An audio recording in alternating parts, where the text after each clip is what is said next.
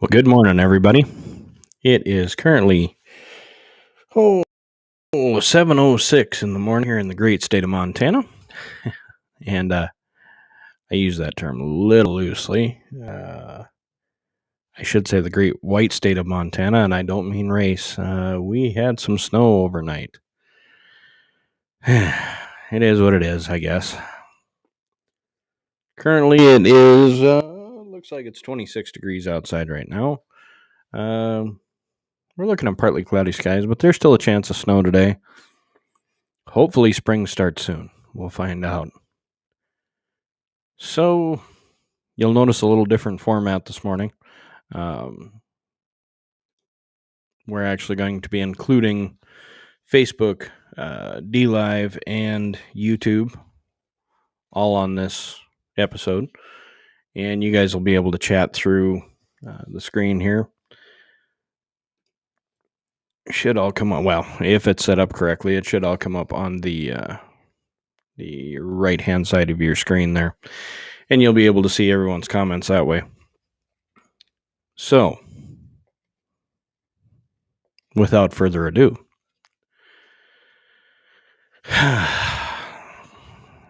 I had to take a break from the news for a few days. It was just getting to the point where I couldn't take it anymore. Unfortunately, now I'm doing kind of a weekend review, and some of the new news for Monday, and it hasn't gotten any better. There's small glimmers of hope out there, though, so we're gonna hold on to those. Where to start? Man, there's plenty of news out there. Okay, first things first. Maxine Waters. How in the hell is this woman still in power, is what I want to know. She just keeps making comments that I don't get it, I guess. Maxine Waters tells protesters to get more confrontational. And she is hoping that protests will continue. Of course you are. She is a firm believer in keep the country divided, and she will stay in power. And her progressive, I don't even know if you'd call it progressive anymore. I don't know what you call this mess that they're running towards, but I just don't get how the people of her district keep her in power. It doesn't make any sense to me. Unless you enjoy the current settings of the United States. I mean, 16 hours ago, Minnesota National Guard soldier injured in drive-by shooting in Minneapolis. When did you think that in the United States you would ever read a headline like that? I mean, I hear people all the time saying, well, I just hope there's just no way that that's going to happen in my lifetime. Well, folks, we were wrong. It is happening in our lifetime. It's going to happen in our lifetime. It's going on now. And there's still some people out there that, boy, they just need to open their eyes. LA County Sheriff blames the defund the police progressive policies for murder and violent crime wave. Who could have ever saw that coming? Tara, thanks for coming in. Nice to see you. Yeah, it just. I mean, where is the logic behind take the people that are attempting to defend the innocent off the streets or defund them, and the world will get better? It just makes no sense at all. Oh, and did you guys see what was going on in Canada? Actually, I think Grizz 270 had something about this on the Marco Polo app that I'm part of his group in. And Canada was trying to pass, or I guess I should say did pass, a law that said the police can stop you for being out of your home because of COVID restrictions. And you have to be able to tell them why you're out of your home and your physical address of where you live. Now, luckily, it would appear, anyway, 15 hours ago, it was reported that Canadian officials are forced to backtrack on extreme COVID restrictions after police refuse to enforce them. And this was Ontario. I mean, it's getting closer to home. But from what I understand, if you just head over a little bit east, you run into police that are willing to go the extra mile, let's say. Rebel News was actually taken off of YouTube because of a months old video that was supposedly, what's a good way to say this? In YouTube's mind, it was illegitimate information about the 2020 election. Rebel News is a Canadian program. I don't see how Rebel News was hurting the American people, but I think it had more to do with they were reporting what the Canadian government was willing to do to their citizens, and it was getting a little too close to home. So we better hurry up and get rid of that before people in America, become appalled by Canada.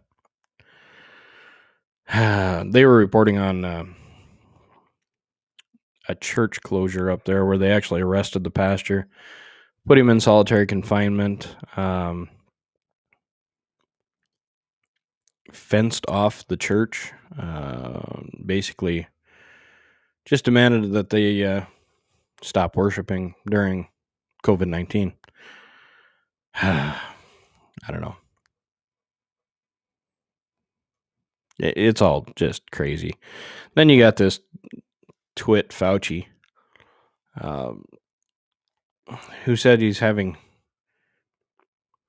doesn't understand why we have to weigh civil liberties against a national health crisis. Well, first off, Fauci, there's getting to be more and more people out there that don't think this is a national health crisis.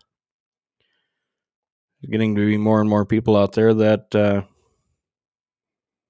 believe it was all just kind of a bullshit power grab. So now the chickens are coming home to roost. People are getting tired of being told that they can't live their lives because of this super deadly virus that you have a 98.2% chance of surviving. And in order to make sure that 1.8% of people don't pass away, we need to give up all of our civil liberties. Well, guess what? That's not something we do in the United States. And the fact that he has trouble weighing what is more important tells you what kind of man he is.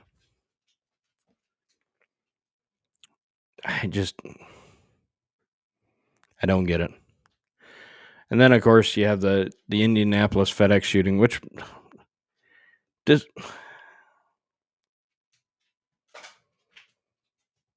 anybody understand that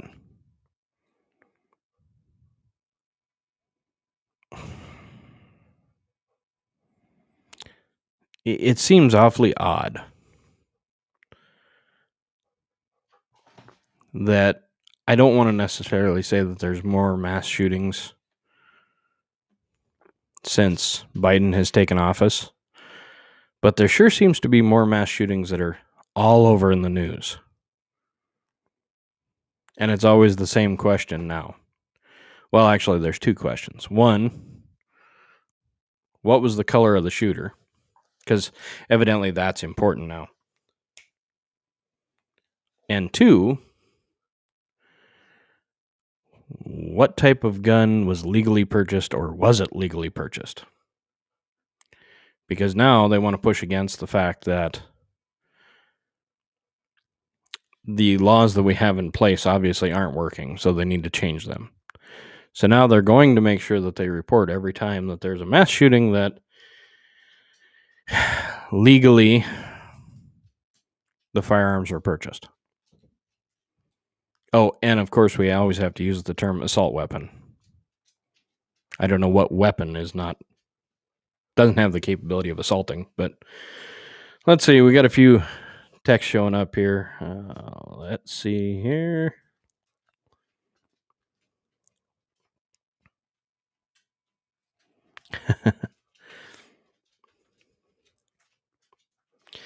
Grizz, I'd love to, but I'm actually on Restream on this go around, so I haven't figured out yet how to play audio on here.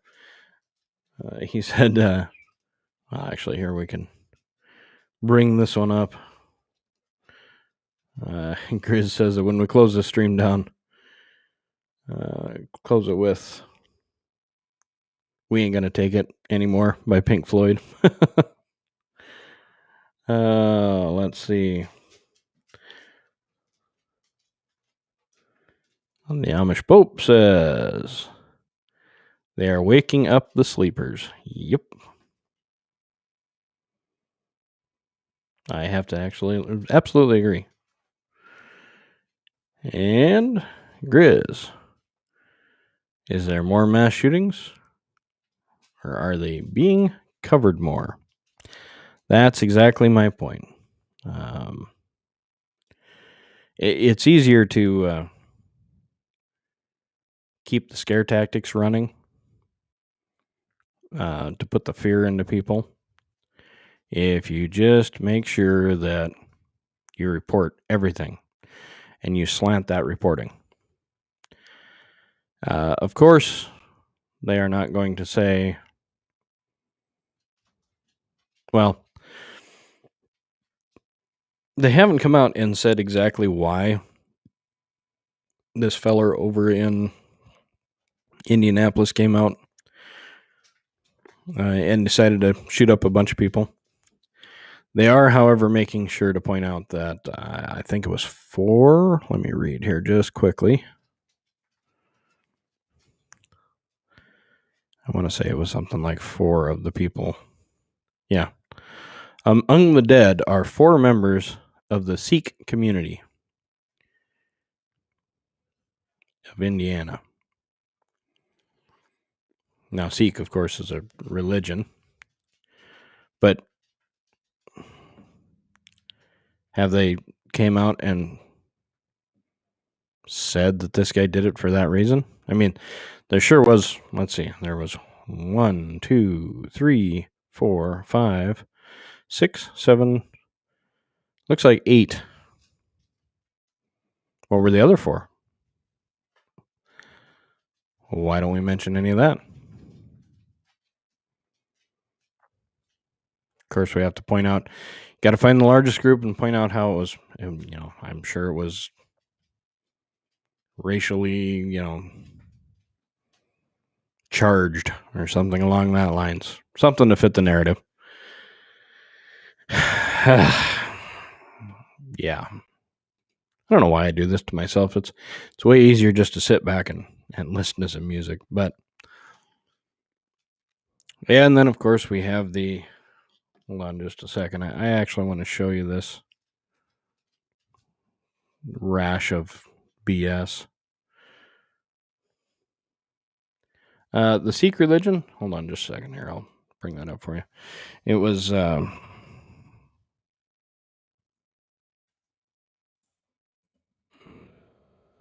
let me just share my screen quick. And we can look at it. If I click that button, and we go here, and we go there. There. Hopefully you guys can see that, but it's a religion based out of Punjab, India. And let's see. It's the 5th largest organized religion.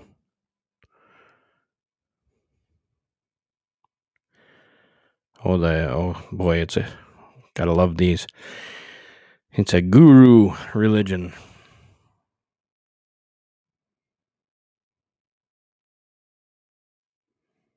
Benefits and process. Yeah.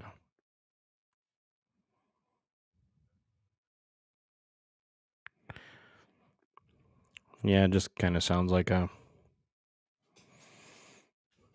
typical do unto others type religion.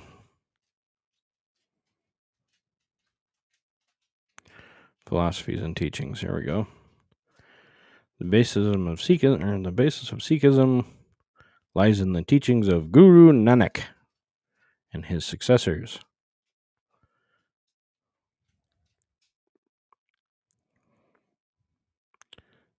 Sikh ethics emphasizes the congruency between spiritual development and everyday moral conduct.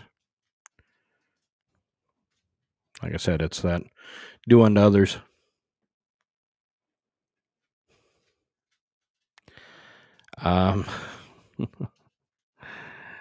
Well,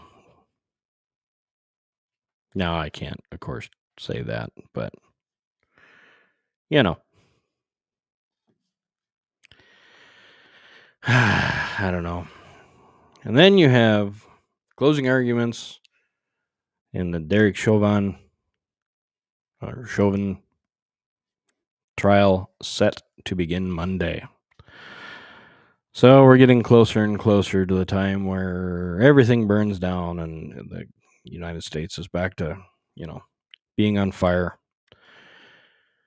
Because that appears to be what everybody wants. It's what they all like. And now you have this Daunte Wright stuff going on that there was so many wrongs in that arrest that it's ridiculous. If you watch the video, I mean, they got to get out of the car, and of course, here we go again with this having to. What's the good way to put this? How to glad hand people that are being arrested. You're making sure that you're not overly excessive in your use of force. Anyway, they get this kid out of the car. Now, for some reason, driver's door is wide open, and the gentleman officer that first had him, who, by the way, was black in color, had this young man up against the door sill of the driver's door and had him in position to be handcuffed. I mean, his hands were behind his back. He was seconds away from avoiding all of this. Then, I still don't know why, and I don't know what the logic was behind it, but it looked like he attempted to pass this Daunte Wright over to the female officer, who was white, and let her proceed to handcuff this young man. Well, the minute that kid felt any pressure come off of his hands, the first thing he did was tear his hands away and attempt to get back in the car and run. And that's when everything went south. I mean, you could tell, and I know there's some folks out there that say that, you know, how could you mistake a firearm for a taser? But it's fairly obvious when you watch the video that that's exactly what she did. Um, a lot of the problem is where they decide to carry the taser compared to the firearm. Most of the time they're carrying it on, and I believe she was too, one side or the other of your belt. Now, the problem with that is you run into muscle memory issues, where in the heat of the moment, it's natural for you just to do what your body tells you to do, which I'm sure she'd been taught quite a few times to go ahead and grab, pull, get the taser out. The only problem was this time around, she grabbed her firearm instead of her taser. And you can actually hear in the video, "I'm going to tase you, I'm going to tase you, taser, taser, taser." And then you hear the gun go off. And right away you can tell, even through the body camera, her body camera, just looking at her, how her arms changed position quickly, she realized right away what she did. Now, I am not saying that this woman didn't screw up immensely. And I'm not saying that there shouldn't be perhaps some criminal charges for it. But what I am saying is I highly doubt, highly doubt that this was racially charged. And if you give me just a second, I'm going to have a dog that's about to tear apart my house here. So give me just 10 seconds here and I'll be back with you.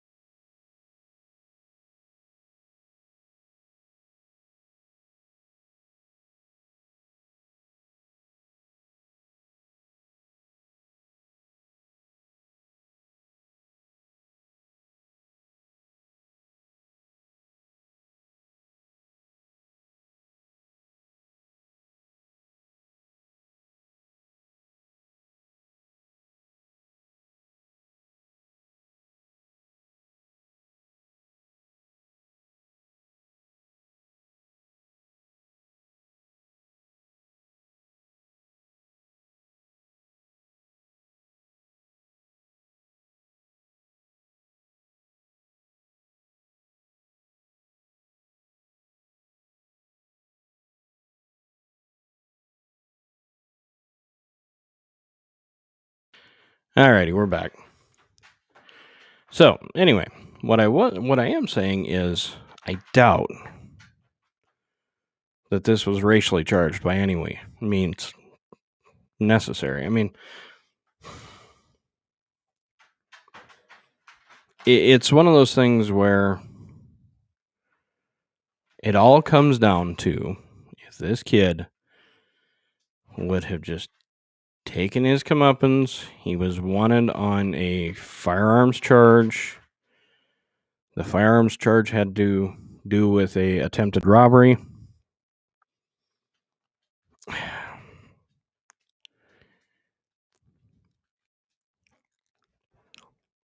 what people have to realize is it is not your time to argue when you're being arrested. Obviously, that officer has seen something that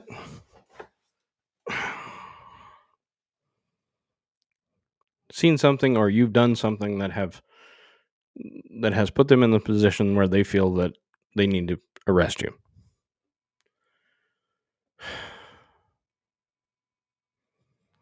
And if it gets to that point, that's when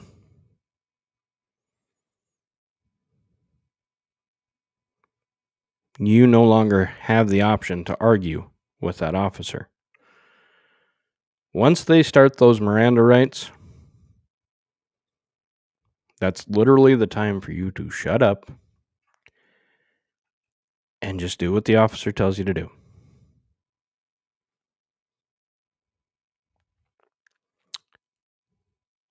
Your time to argue is in the courtroom. That's what it's always been. That's where you enter your plea.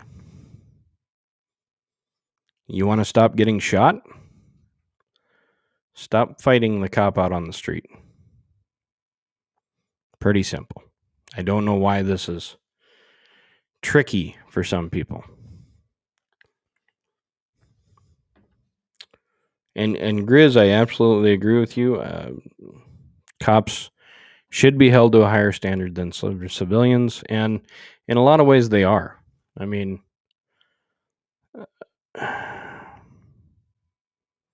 for instance, this George Floyd trial. The officer is doing everything that he was trained to do. I don't know if there was malicious intent on what they were doing.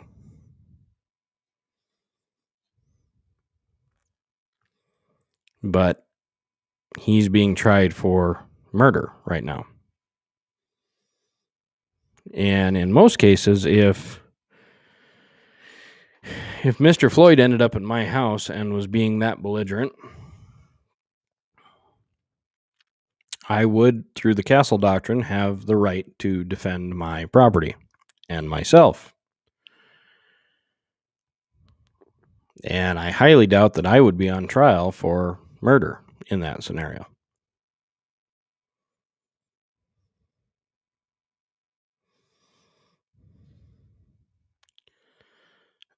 And I'm trying to get this one.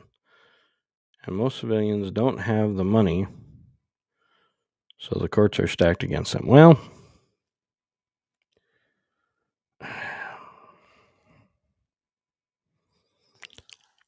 I still, and I'm sure I'm delusional in my thinking on this, but I still have some sort of feeling that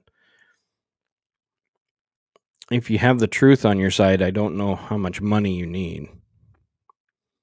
I mean, if they arrest you for a crime you obviously did not commit, what are they going to get you for?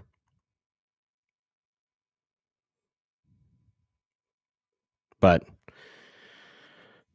there again, I could be hoping for the best of humanity, but I'm sure in some cases I'm wrong. But so now you have this trial going on, this Derek Chauvin's trial, and you see stuff like this, and I'm going to try to get at a larger picture here. America's very soul is on trial.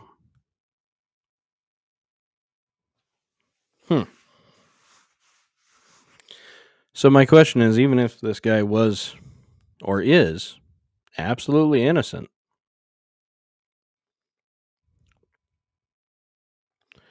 what do you think is going to happen?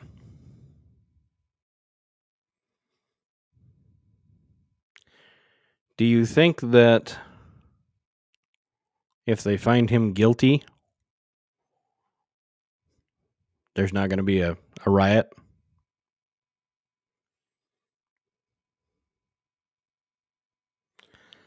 If they find him innocent, obviously there's going to be a riot.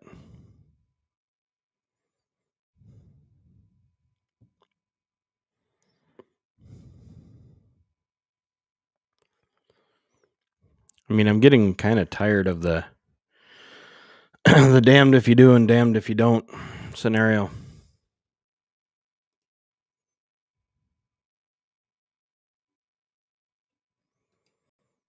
And Grizz, you're absolutely right.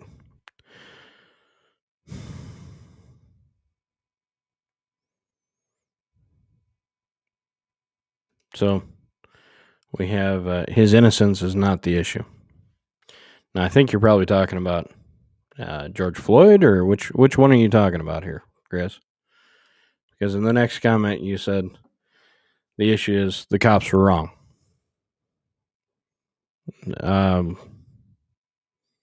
You talking on George Floyd, or are you talking on Mr. White? I'm just kind of curious.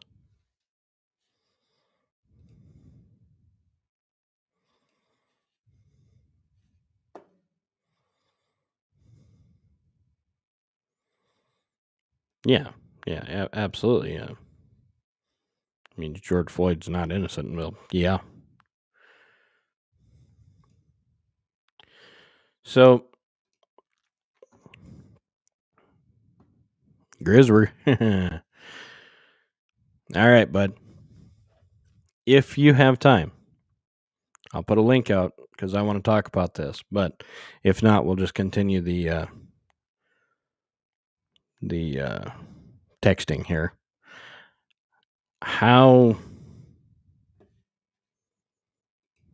At what point in time were the cops in the wrong?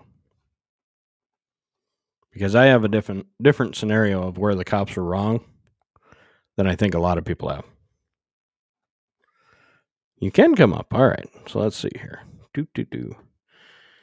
Invite. Copy. Let's see if I can. Oh hell, we'll just put it up there to everybody. I can put plenty of people up on here. All right. Mr. Grizz, if you want to click that link and come on, and actually if anybody wants to click that link and come on, I think we need to have some discussions and figure out where people stand on this. Actually, I'm going to get rid of my screen so we got room here.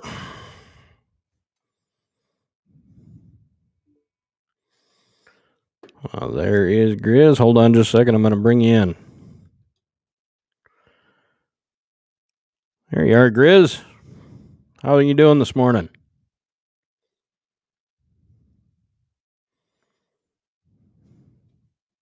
I can't hear you. Hold on just a second here.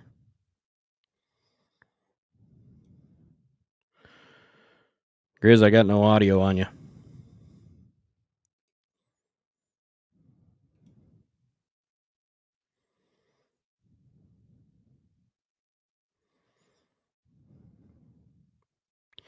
We'll give him a little bit to come on here.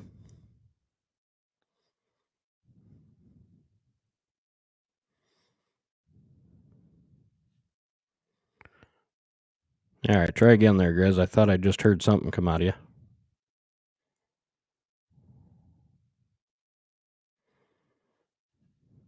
Huh.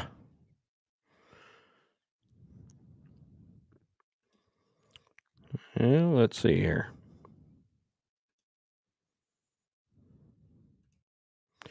Yeah, I'm not picking up any audio from you.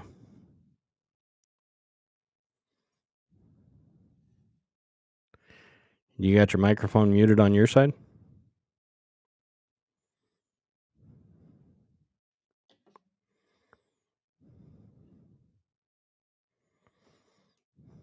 All right, so it looks like he's going to try to get the audio fixed and come back on. Yeah, I'd love to have some conversation on this because I don't know.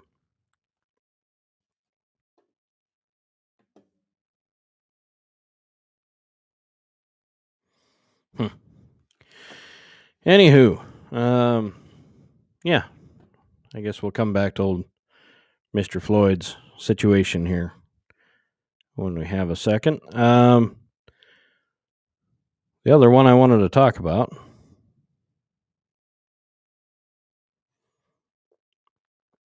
is what your guys' thoughts are on why this man is getting into the farming business.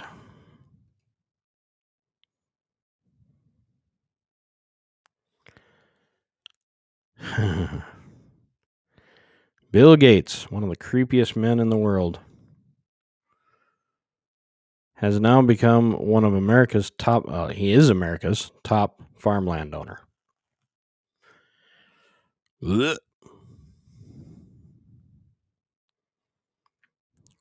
And the reason he's buying up all this ground, or what he claims, is because his new investment into plant-based meat, and I use that term very, very, very loosely. So,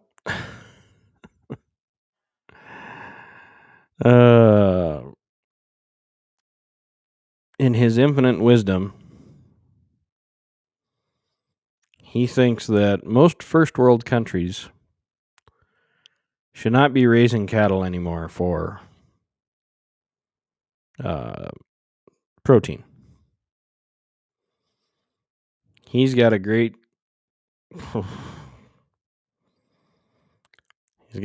plant-based beef that he wants to bring online. So what he's doing is he's going out and basically outbidding a lot of people out there and are taking advantage of these family farms that are slowly dying. There's getting to be a lot more corporate farms out there, which disgust me in multiple ways, but yeah. So you have the guy that believes in depopulating the earth, that believes that you should microchip your kids for contact tracing. All right. Grizz is back on here. Do you want to... Let's see here. We'll give him a try. Let me get rid of my screen here, Grizz, so you got some room. Can we hear you now? Yeah, it should be working now. There we go. Now I got you. All right. Yeah, I had to go reset my mic settings, which mic to use and all that. Gotcha. So your take on the George Floyd deal. Where at what point did the cops go wrong? Because you and I may have a different outlook on this. At what point they went wrong was the 9+ minutes that they were kneeling on his throat, Okay. or on his neck. You know, I'm not trying to put George Floyd out there. First of all, let's address one thing. That gal that you was talking about that was tried to use the taser but pulled her gun instead. Mm-hmm. The difference between these two scenarios was her deal was reactionary. It was boom, spur of the moment. You can't take it back. Sure. Okay, she effed up. Bottom line is she effed up, but it's a spur of the moment, and I can understand that. She should have better training, all that stuff. You know, Mm-hmm. I can understand that Yeah, mistake. and I think you both George Floyd, we both agree on that one. In the case of George Floyd, when they're on his neck, all those cops standing around, there's what 4 or 5 cops there.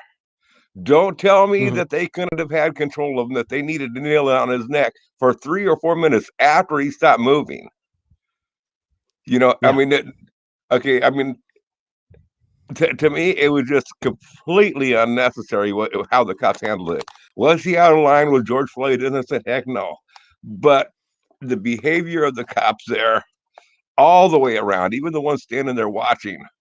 You know, I mean, if I look at it as a sense of this here, if I have a child going to school and that child witnesses a bullying on somebody, whether it's right or wrong, whether my child gets kicked out of school, I want my child to intervene. I don't care if they get punished or not. I don't care about the rules at that point. Right is right and wrong is wrong. And it's time to get involved, regardless of the consequences.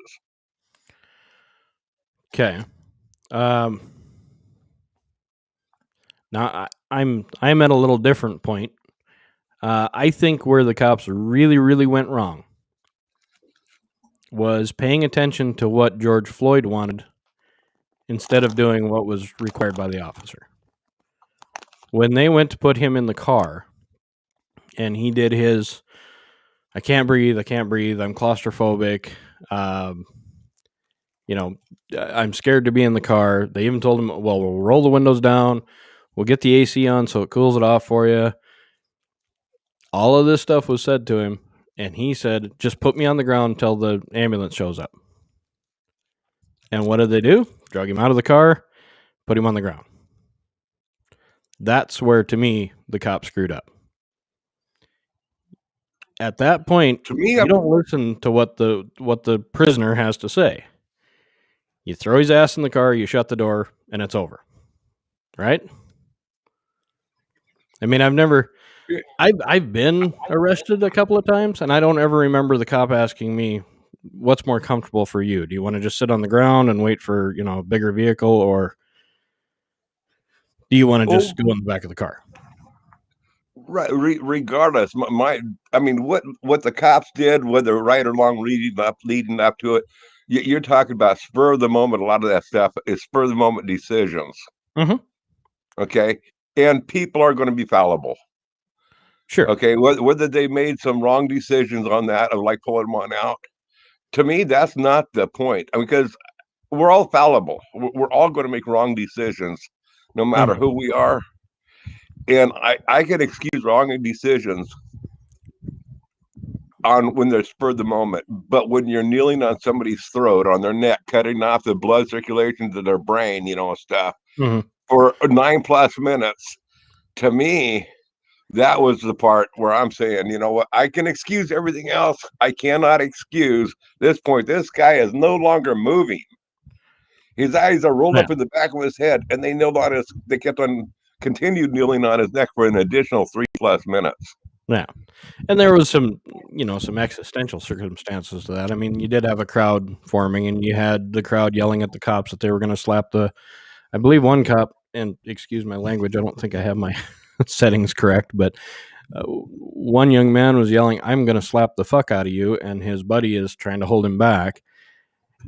And, at that point, I don't know what the right call is. Do you take your eye off the ball and pick the guy up, put him back in the car? You got five cops standing around nonchalantly, and those cops were standing around nonchalantly. So I'm not the stuff that's being said about the crowd. I'm not giving that a whole lot of value, because the cops were standing around nonchalantly all during the time. They were not worried about the crowd. Yeah, I don't know. I don't know if there was a good outcome to that. I mean, you've also had a couple of well, you even had the medical examiner say that carbon monoxide wasn't the issue. That's not what he died from. So evidently, I mean, he had to have breathing and blood flow at that point.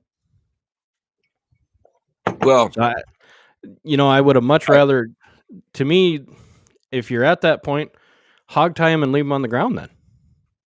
Yeah. If he doesn't want to sit in the car, great. You got his legs, you got his hands, hog tie his ass and leave him there. Mm-hmm. But the problem would have been, I'm not for sure as he would have made it just being hog tied laying on his chest. Laying on his side, he would have. Well, but the guy had 4 times the deadly amount of fentanyl in him. Yeah, I mean, if it comes down to the drugs actually killed him in the end, if they did, but the deal is, to me, but kneeling on his neck for 9+ minutes, to me, regardless of drugs, that was, when they dragged him out of the car, and put them on the ground. They started kneeling on the neck. At that point, they weren't. What's that word where they say that to de-escalate they're the problem? de-escalating the situation. They were not de-escalating him. They were intentionally winding him. I tell you the honest truth. If a cop was to throw me down, I don't do drugs. If a cop was to throw me down, I'm going to resist. You know, if they're kneeling on my neck, I'm going to fight back, not intentionally, but that's human nature. We're going to struggle, and then the cops keep on accusing us to stop resisting, stop resisting. They're trying to. The cops are trained to escalate and say that they're de-escalating, but this is not de-escalation. This is some new training that needs to be dealt with the cops. Now, I agree with you got a big guy like George Floyd. He's a big guy, stuff. And yeah, it's going to take some people to manhandle him. And I agree with them. 4 or 5 cops manhandle him, get him out of situation, but they don't need to kneel on him and wait for them to say, okay, he's passed out now. Now we de-escalated the problem. He's passed out. That's not how you de-escalate. Yeah. Yeah. And I mean, there could definitely be a case for excessive use of force. I just don't know as there's a case for third-degree murder. I haven't seen the evidence yet that says that because they were, and even the story changed in the courtroom, because they were standing on or kneeling on his back, neck, and shoulders is now what they're claiming. Because they can't say he was constantly on his neck. There's video of him not being on the neck. He's more back on the shoulders.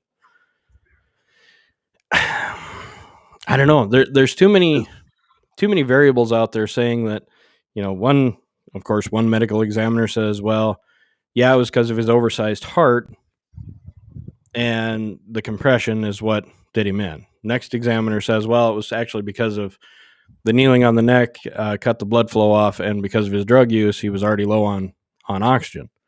Next guy said it had nothing to do with it. It was all the drugs. Okay. The thing is, what I see, what I take was that, yeah, he was on drugs, okay, but I don't think he OD'd on drugs. Did the drugs have an effect on a part of his diet? I believe it did, okay? But did the cops have a part that was needed? Did the cops play a role that had a part in him dying too? And I believe that, yes, the cops very much had a role in his dying. That's why I believe that he's guilty of manslaughter, third degree. Okay. So you wouldn't, I mean, you wouldn't push it as far as, the problem is they're going after murder, and that's not going to end well for anybody. One, they don't have the evidence just isn't there that this guy purposely went out that day and said, hey, I'm going to pull over George Floyd and kill him. That's a murder. Now, you'd lean more towards a homicide or more towards manslaughter. Manslaughter, murder, yeah. I mean, third degree is basically manslaughter. It's a stepped up version of manslaughter. Yeah, it's not premeditated. No, but it is with intent. If you hit somebody with a car accidentally, you can be charged with manslaughter. You're not necessarily charged with murder. Me, when you're kneeling on somebody's neck, the video that I seen, he was kneeling on his neck for 9+ minutes. I mean, to me, that there was intent of bodily harm at that point.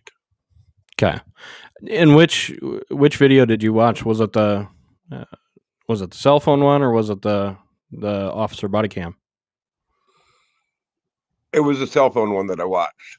Okay. I believe it was like the video was like 15-18 minutes long, uncut. Okay. Gotcha.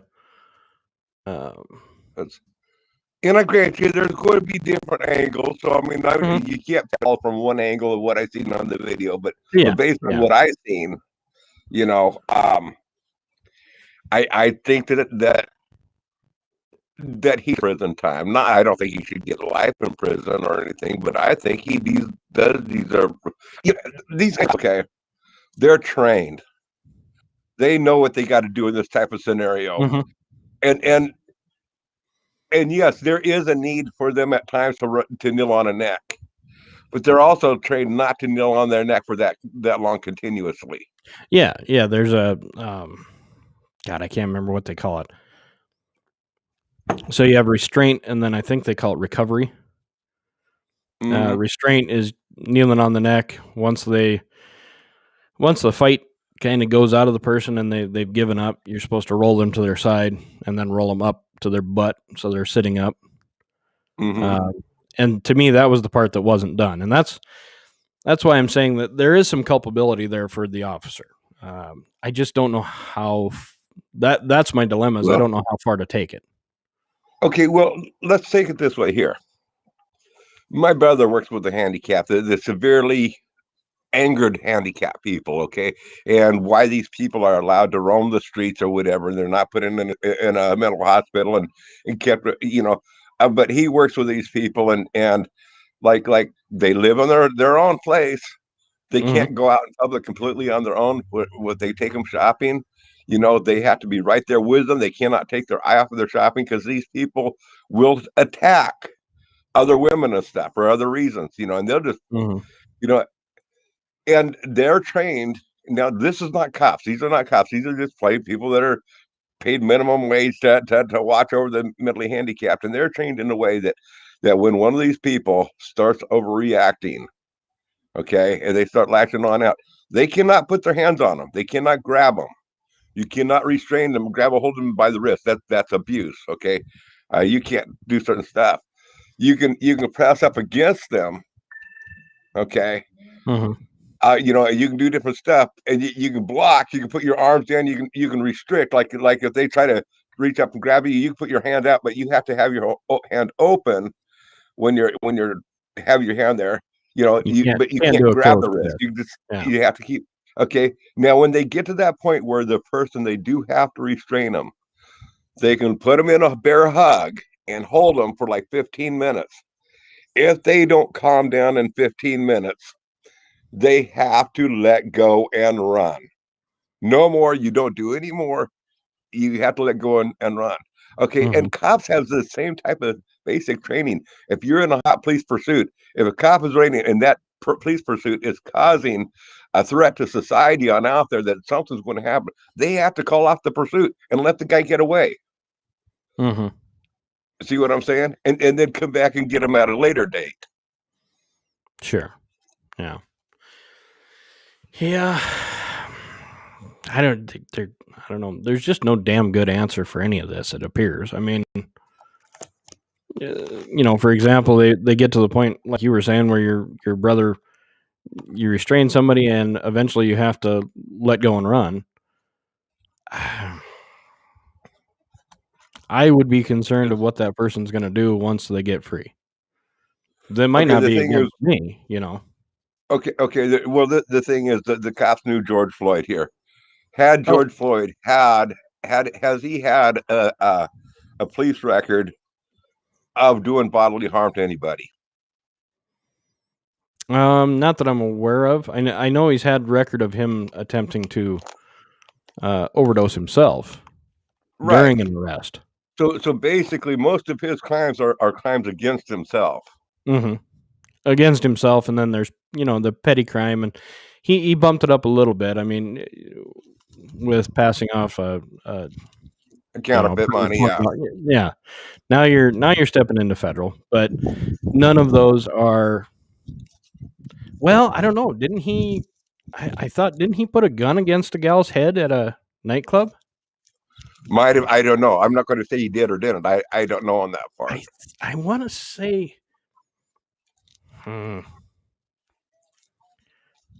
Let me just look quick. I think he did. I don't want to misspeak though. So when I throw something out like that, give me a second. I got to look it up. I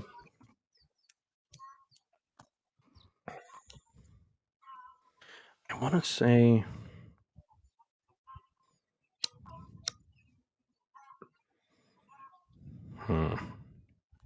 Just a second here.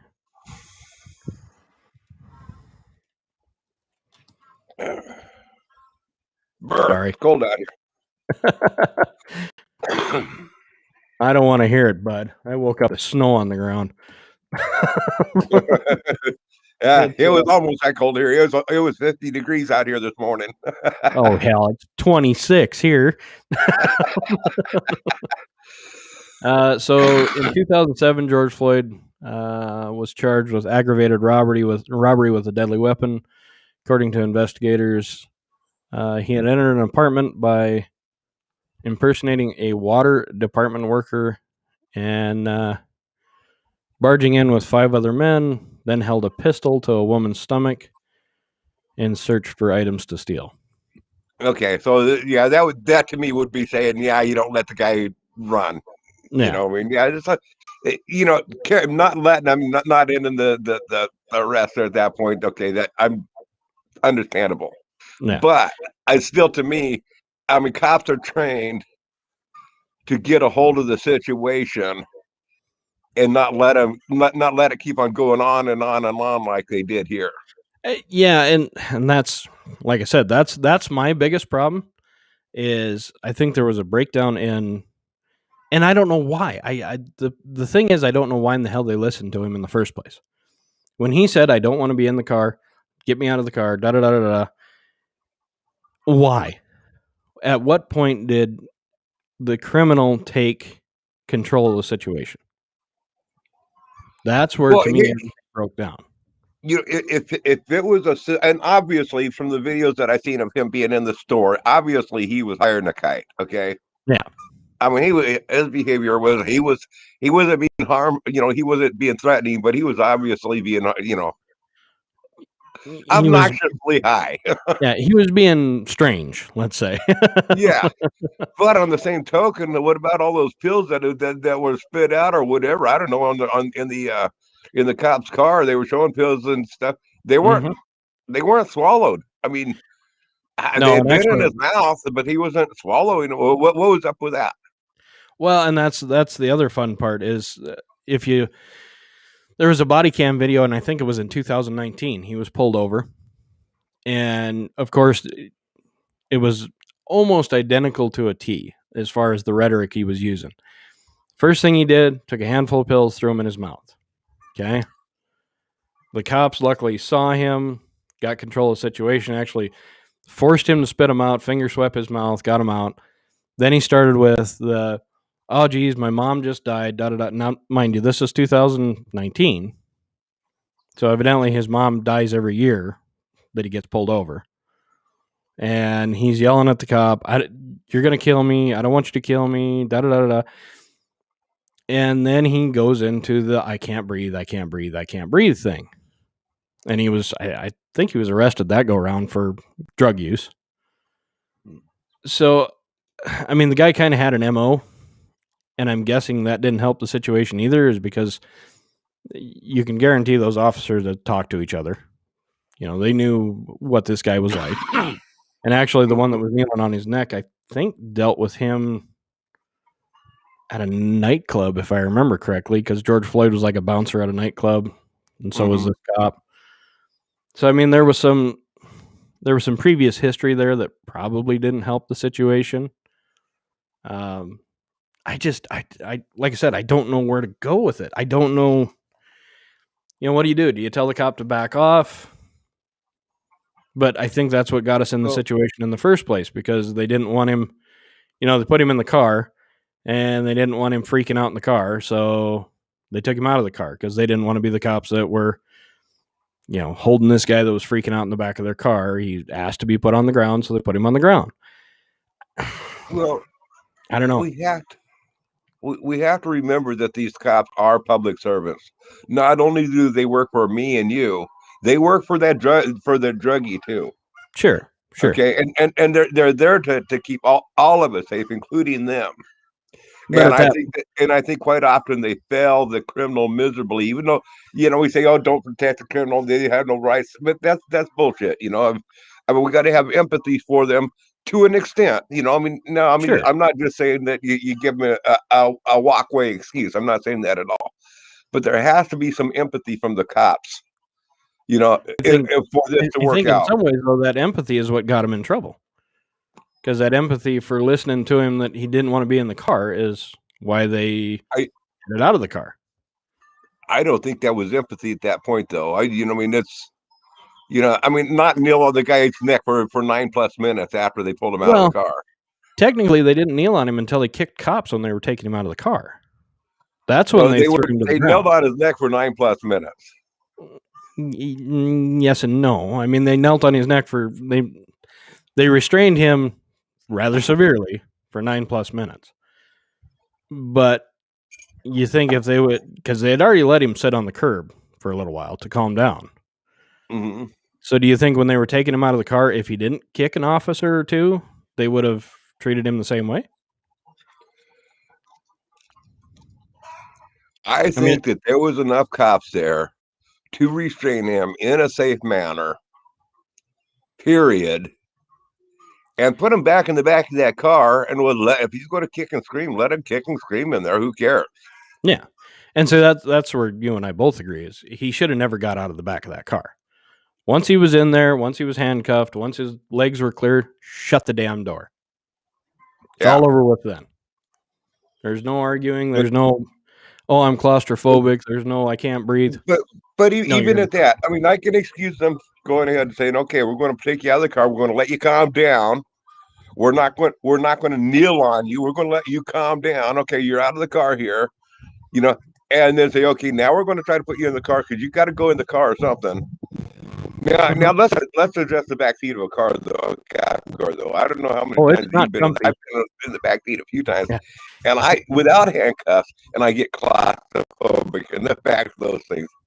So I mean, I personally really think that they need to make more room in the back of those cop cars.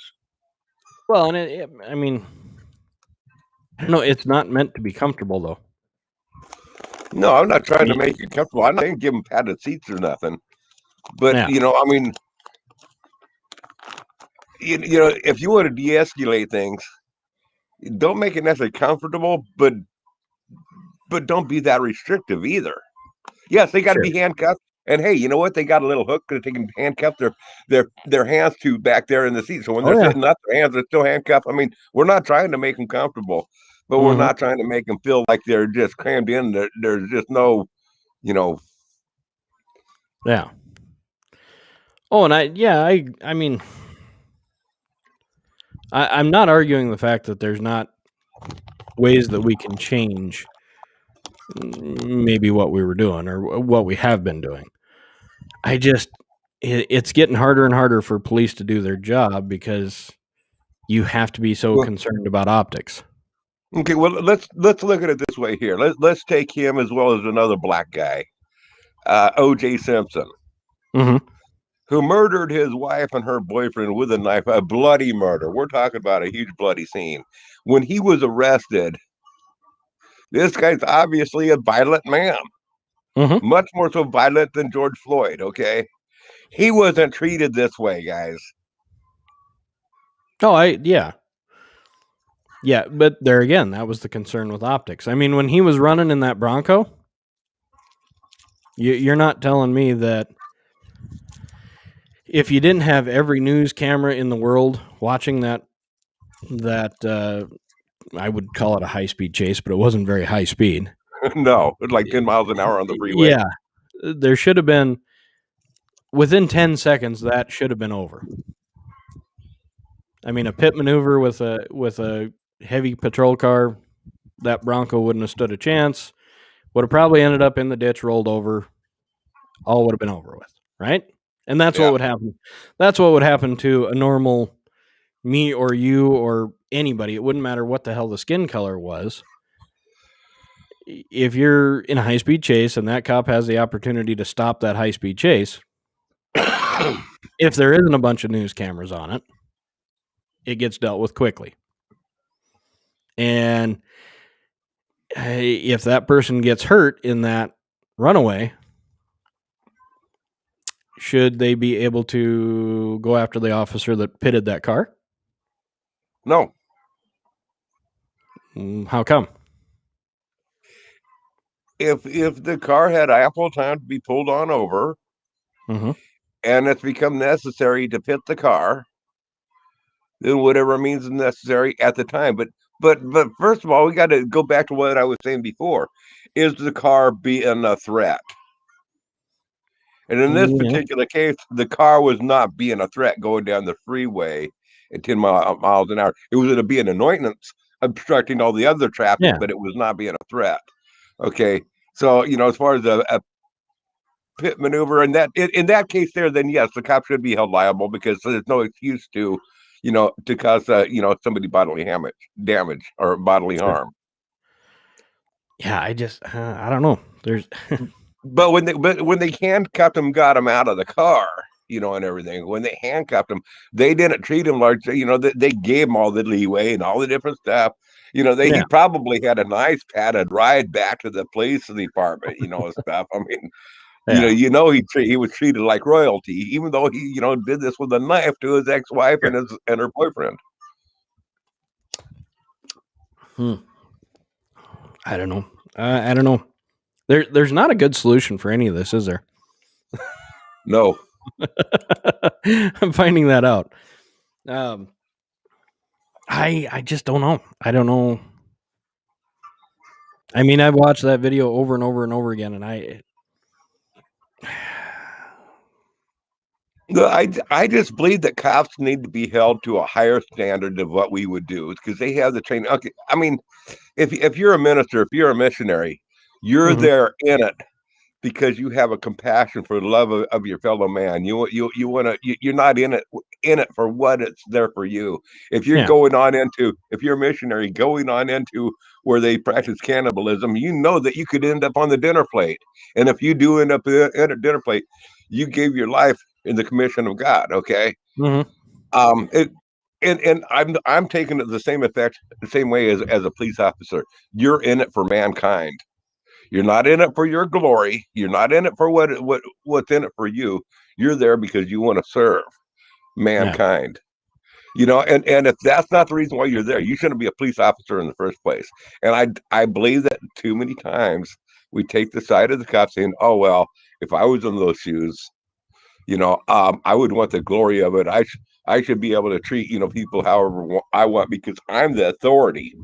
Yeah. And I ran into a few times with the cops myself where I had to put my foot down and I'm going to fight for my rights, stuff. And I'll tell you what, it don't turn out very nice when you have to do it. But you know what? If we don't stand up for our rights as civilians, we're letting the cops walk over us. And not only that, if we don't stand up for the criminals' rights, and yes, the criminal does have rights. I mean, and I'm not saying to let him go. I'm not saying that at all. But yes, criminals do have rights, and we need to protect their rights too. That's how we protect our rights, is by protecting the rights of the criminals. Well, I mean, you have right. In this scenario, he wasn't found guilty yet. I mean, you have rights until you're found guilty, until you become a felon. That's when some of your rights are removed. Right.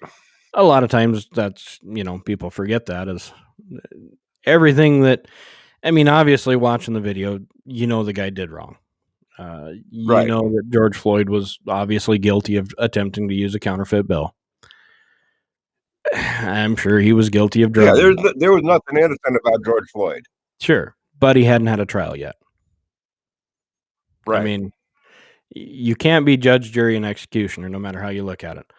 I don't know. I don't know where the fine line is between use of force and excessive use of force.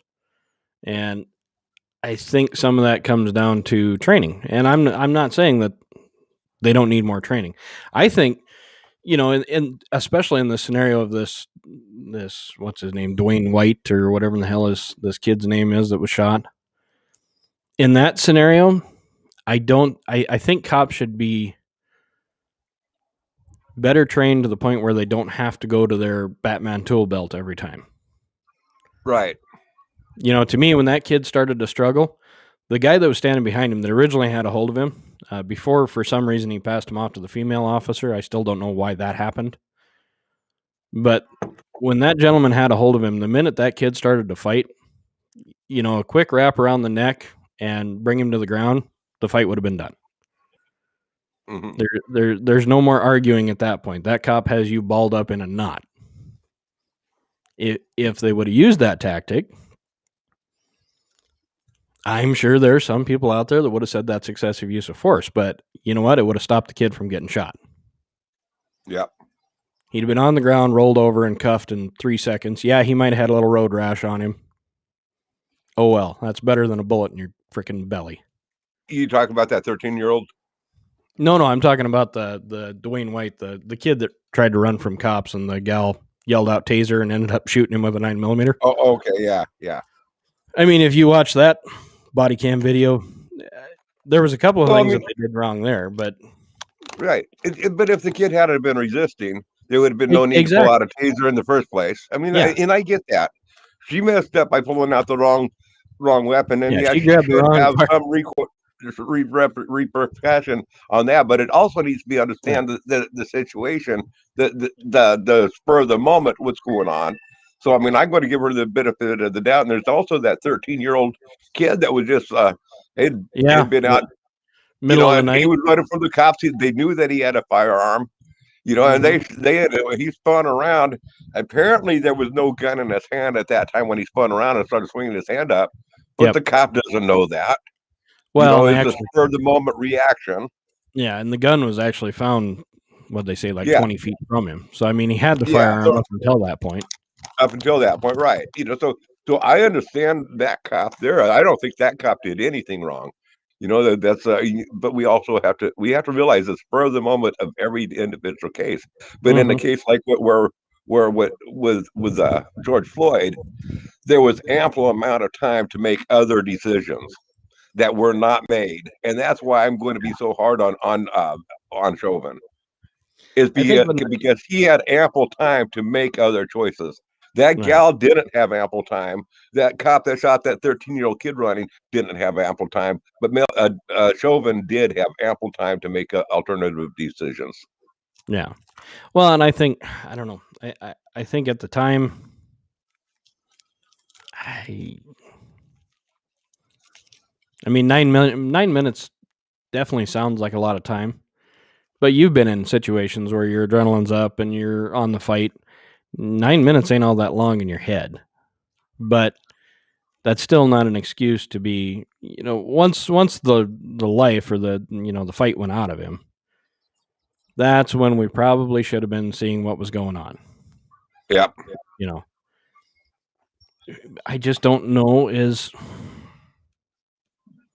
I don't know if he had intent to kill him. I mean, I still have yet to find out if even the knee on the neck is what killed him. I don't think that he had intent to kill him, but I still think that he did kill him or had a part in the play of the killing him. And he was a cop. And it's not like you or I doing it that don't have the training that we go to make a citizen's arrest and we kneel on them and do the stuff. We don't have the training. This guy has the training. Okay. So all this argument, the 9 minutes, well, it was quicker than time, this and that. I don't care. It's not you or I that did it. This is the cop that did it that has the training. Gotcha. And I'm not going to give him, extra room. Say, oh well, he, 9 minutes wasn't enough time for him to make the right decision. No bullshit with him. Maybe with you and I who don't have the training, it'd be a different scenario. But this is a cop, and too many times we try to give cops the leeway to do, make excuses for them when we shouldn't be making excuses for them. Yeah. Yeah, and I guess I don't know. I'm at the point where I think there definitely needs to be a change in the how they approach this. I don't necessarily know if that change is going to come by. Well, to get on this deal with the Black Lives Matter movement, defund the police and stuff like that. And I don't agree with that movement, how it went about and stuff like that. But basically, the original people of the defund the police are not about defunding the police, shutting down the police department, but it was about restructuring the police department to where it was more compassion involved. Still use the force where it's necessary, but we need to have ultimate training. We need to, what the police are doing now is not right. Sure. And there needs to be a change. And I do agree with them on a huge, but we've split the nation apart and said, okay, we know that this is the part that gets me on the right wing side is we know that the police department does wrong. Mm-hmm. We've all said this on the right wing. All of us right wing nuts have said this. You know what? That's abuse of force that they're doing against us, this and that, stuff.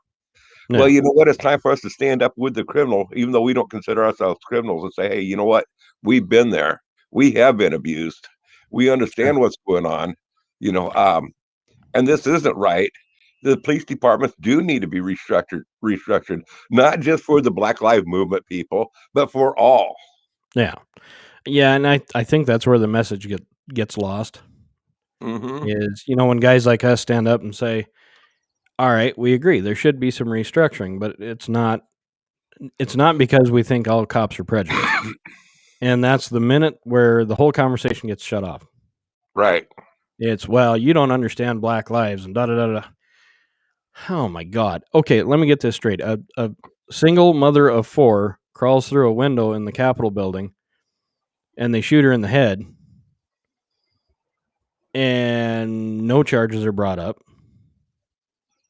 We don't go out and riot. We don't throw a fit, but we do say, hey, you know what? We think the cop was in the wrong. But yet these guys can go and burn down cities. Right. And nothing is said. And they wonder why nobody wants to get behind their movement. I mean, if they would just learn how to come to common ground instead of making this an us versus them situation, they might actually get something done. Well, what ended up happening in this whole deal that got out of control, and I know what most people feel about the Black Lives Matter movement, and yes, there are some real communist nutbags, Antifa in that movement. They've been infiltrated, but the original Black Lives Matter movement was actually started by a 13, 14-year-old girl. Okay, and so if you get down to the base of the movement, skip all the corporate backing that it's gotten, get beyond that, what the original movement was about. Okay, I support the Black Lives Matter movement in that scenario, in that type of case. Okay, but what's happened is they've been infiltrated by like Antifa, which is a bad group. Okay, a bad left-wing Nazi liberal group or whatever. I mean, you know all about that. Antifa out there, don't you?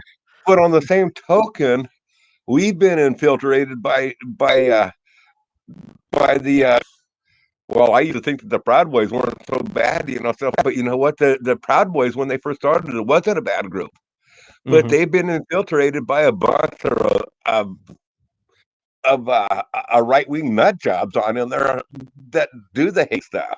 And so you have the two groups, the Black Lives Matter and the Proud Boys coming together, and both sides have been infiltrated by the Klan. This group's been infiltrated Klan. This group's been infiltrated, and now you have two groups that were originally actually had a good intent, and now they've been taken over and overran by all these nut jobs that are keeping the strife going in America. And it really isn't about the original Proud Boys.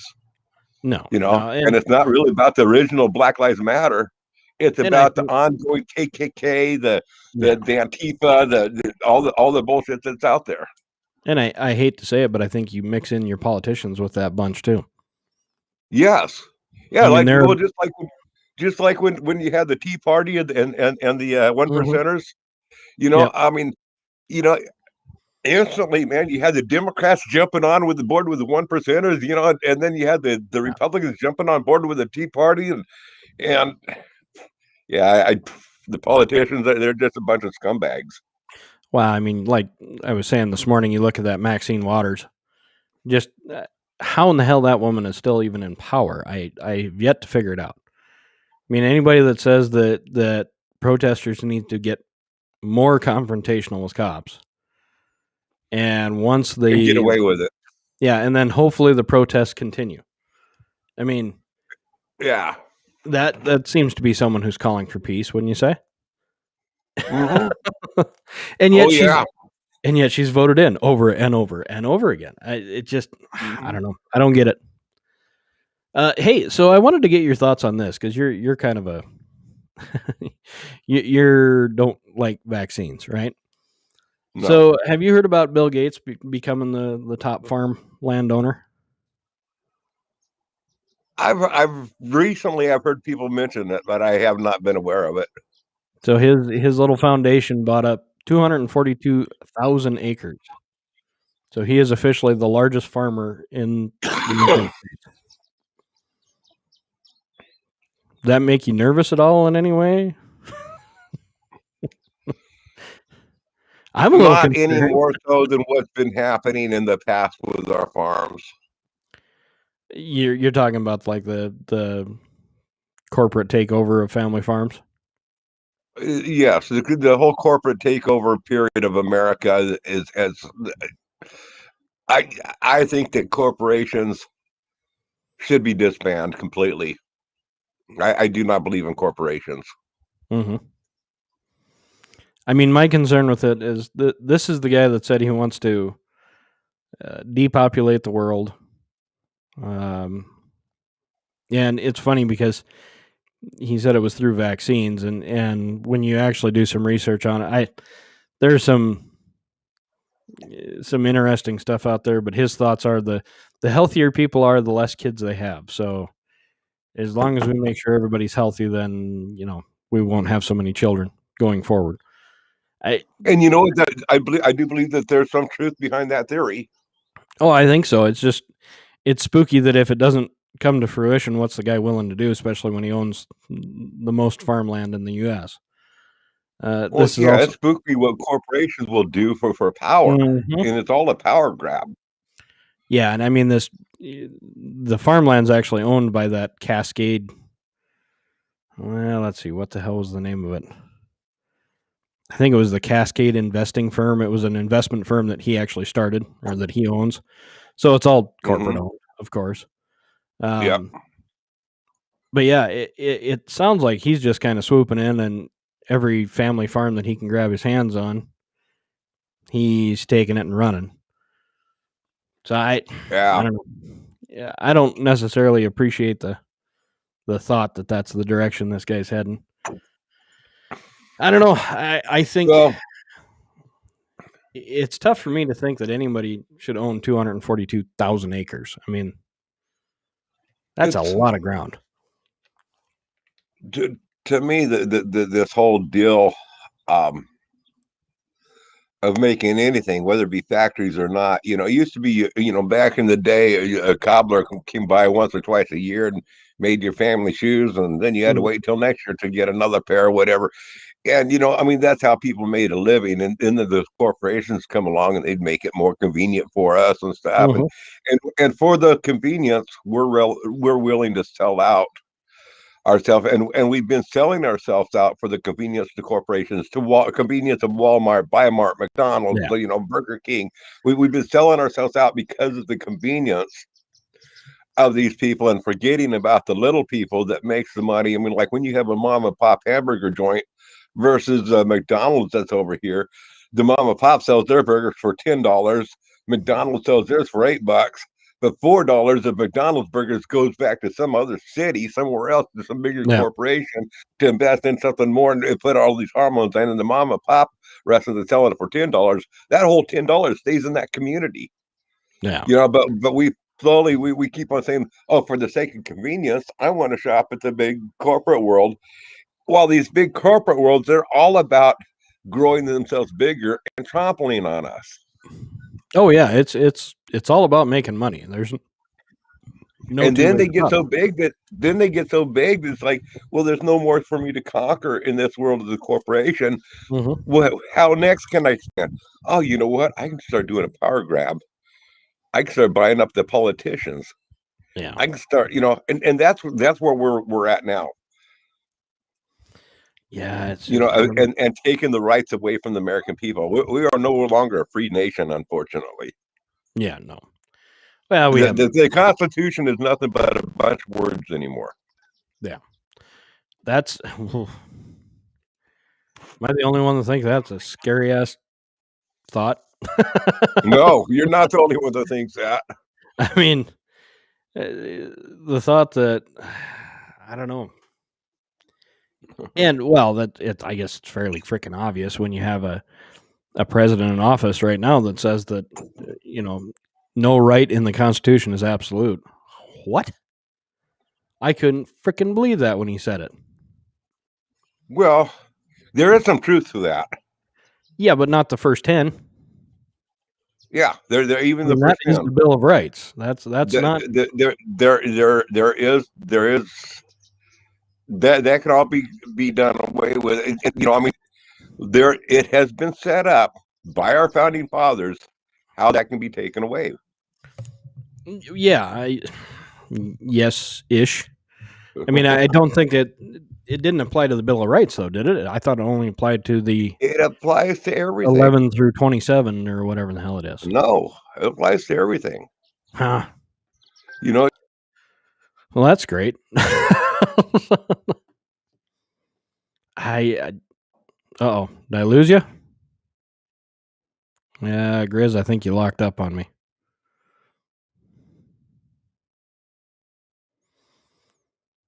Well, Grizz, if you're still listening, I'm gonna pull you down off screen, and when you're back with me, I'll bring you back up. Oh. So anyway, guys, what's your thoughts on this situation? Let's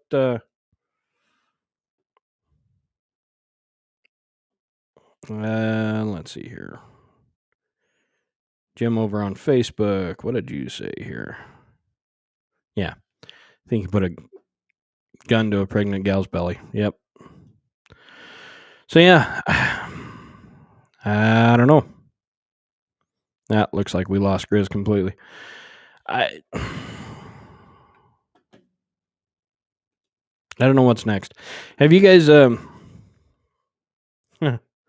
and of course we're overly concerned about what's going on here in the United States, which I guess we should be.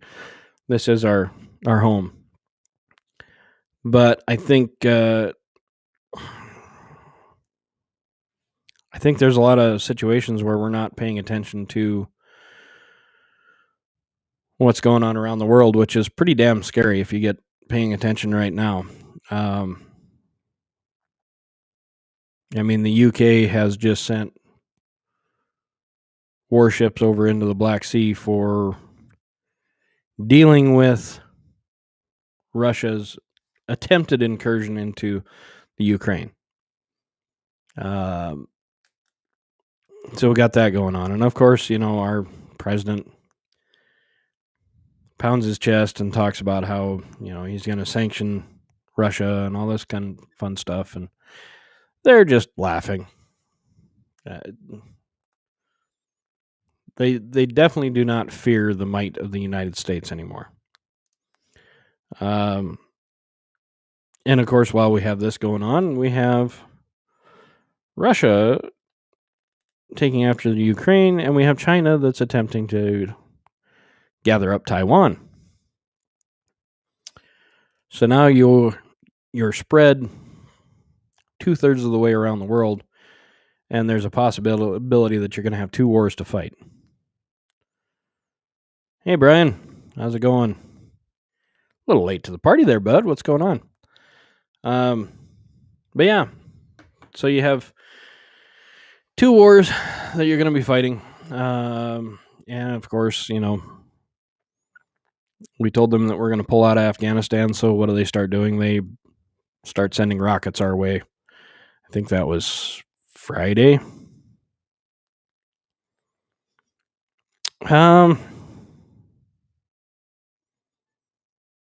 Brian, I don't know. I think they're going to wait until we destroy ourselves and then come in and pick up the pieces. Brian over on DLive says Russia's going to jump on us. I don't think they're going to jump on us, but I think we're going to get drawn into a conflict that isn't going to be good for anybody. I was just mentioning that the UK just sent, I think it was a destroyer over to the Black Sea. And of course, anytime you send a destroyer, it goes with a few other ships. So you have some frigates and stuff like that went with. But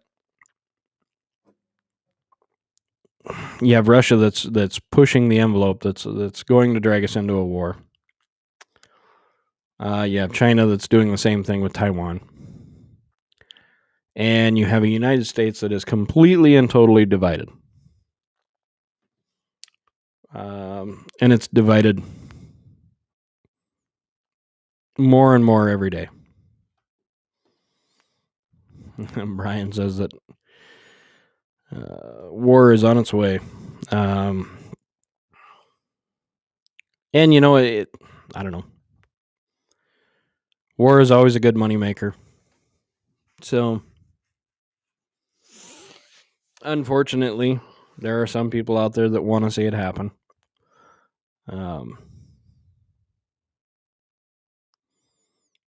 Brian, are you wondering if we can win against Russia? Or what's your question there?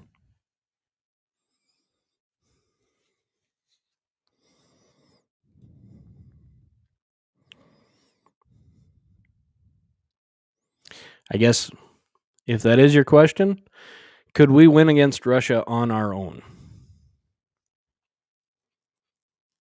I don't know. Oh, hey, it looks like Grizz is back on. Hold on just a second here. Gonna see if we can bring him back in. Grizz, Okay. welcome back. Sorry about that. My other cell phone went dead on me, so I had to switch phones and get back online again. So, and just to let you know, Grizz, Brian just got in here with us on DLive. So, and I'm sorry. we moved on to. Hey, Brian. Well, Brian, you're more than welcome to come on too. I can put a link in, and I think I can have up to 10 people. So, but we moved on a little bit and went down the possibility of war coming up here shortly. And Brian was asking if I thought that we could win against Russia. Now, before I give you my answer, Grizz, I'll let you answer. If we got into a war with Russia or against Russia, you think we could win it? Oh boy, this is a real loaded question. Okay, without the God factor, without the God factor, hell yeah, no problem whatsoever. Russia isn't playing. Is it working on? They're working on the same type of money we are. It's all just letters on a piece of paper. There ain't no standard. So yeah, we could all play that same game. But yeah, we do. I do believe that we have more talent. Create nuclear bombs, whatever it needs. To develop a anti-missile, defense and stuff. I think we're leaps and bounds beyond them. Okay. So now let's put the God factor in. I can't read God's mind. Okay. I'll go with that. That was actually have you ever ran for office? Just curious. That's a very political answer. I can't read God's mind. I'm not about to speak for God. And I will say this here, guys. Revelation, I know it's really hard reading, but you know what? First of all, we have to address the book of Revelation. That was given to John on the island of Patmos by Jesus Christ himself. That told him what the end times would be like. And at the end times, that it would be open to us to understand. And I think in today's day, if you want to know what the future holds, you better read and understand Revelation. You better read, regardless of what the world does, you better understand what the Bible says, what Revelation says, because it applies to our times and now. There's some times there in Revelations that it's not so good for anybody, right? Right, but you also got to understand when those times are. Sure. And it's very descriptive. Man has polluted what their thoughts are of what those times are, but it's not what it says in there. You got to start reading. We polluted. The Bible has been so polluted by people's beliefs and by their feelings of what God has told them in prayer and stuff like that, which completely goes against the grain of the Bible. and his teachings. And if you read Revelation and what you believe does not go along with what's in Revelation down to T, and you have to really study it. If it does not go along with that, then your brain has been polluted by something else other than Christ. Gotcha. I don't know anybody that's looking forward to that time. I mean, the end is all right, but boy, that middle part of that book is not very fun. Yeah. I'll get him in a second. Okay. I don't know. I'm concerned that we have lost some of our will necessarily to fight. So I don't know, is all the technology in the world is going to help us out. I think Russia has more to gain than we have to gain, if you know what I mean. Yeah. And that's the only part that scares me is we can have all the toys in the world, but if we're not willing to use them, it's not going to help us in the long run. And I think they're doing a hell of a job of figuring out how to divide us. I'm pretty sure that, and by divide us, I'm not talking about us as a nation. Fuck, we're already divided. But I'm talking militarily. If you notice, China is attempting their shit on Taiwan at the same time that Russia is attempting their stuff on the Ukraine. So now you have split the entire force of the U.S. To damn near around the world. I mean, we can't attack Russia from the China side, so of course we're going to go from the European side. And you're not going to try to defend Taiwan from the Russia side or the European side. So now you're sending people in multiple directions. Now, luckily we have an Atlantic fleet and we have a Pacific fleet. If mind you, Russia's bigger than ours, but ow. But well, I strongly believe that when it comes to the Bible, especially with reading Revelation, it's not teaching us to what we can do to defend our country. It's teaching us that we need to completely be reliant on God and not on government. Oh, yeah. And that's been... And I think that's a huge distraction that we face. And the sad part is that's been the teachings of the founding fathers long before all of this shit happened. Yeah. I mean, we were a country that was based on a Christian belief. We were based on a country that conquered Great Britain by just using black powder muskets when they had all the warships and everything else in their hand. It wasn't our technology that gave us our independence and our liberty. Exactly. I mean, we thought it was really cool when we put a brass tube on top of a fucking musket and called it a sniper rifle. I mean, yeah, exactly. What the hell? Didn't even have crosshairs in the damn thing. It was just a tube. But you're right. I mean, it was very much guerrilla warfare, and God was on our side on that go round. Yep. Can I say that he still is? Well, I don't think our nation ever has been guided by God. Directed. We weren't a nation chosen by God, as in what Israel was. Okay, I don't think since Israel there's been a nation actually chosen by God, per se. Do I believe that God has worked with our nation? Yes, I do believe that strongly. Well, and I think that's why we've become such. People don't understand why we back Israel so hard. That would be why. To go against the country of Israel, to me, is going against God's will. No, I disagree on that one. Really? God rejected Israel. Yeah. Israel rejected Christ, and Christ rejected Israel.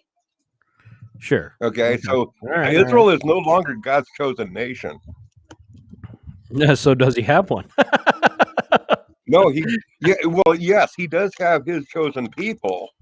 His chosen people is his church, nation. And I'm not talking a denomination either.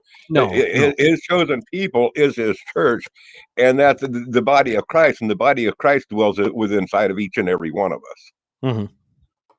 Yeah, but I mean, what I'm saying is he doesn't have he doesn't have a number one son anymore, like Israel used to be. Brian, what the Bible says about Jews is we all got, we can't go to heaven unless we become a Jew. We all have to be grafted into the Jewish, into the Jewish family. Mm-hmm. We all have to become the sons of Abraham, but we're not talking about as a nation. Yeah. I mean, you have the Jews and the Gentiles, right? Mm-hmm. So, I don't know. Wow, we're getting deep all of a sudden. I was just talking about news here, for God's sake. I don't know, Brian. That's a hard question. Grizz and I are a little separated. I don't know as we have. I think it'd be a damn close fight between us and Russia. I don't know who has the upper hand there.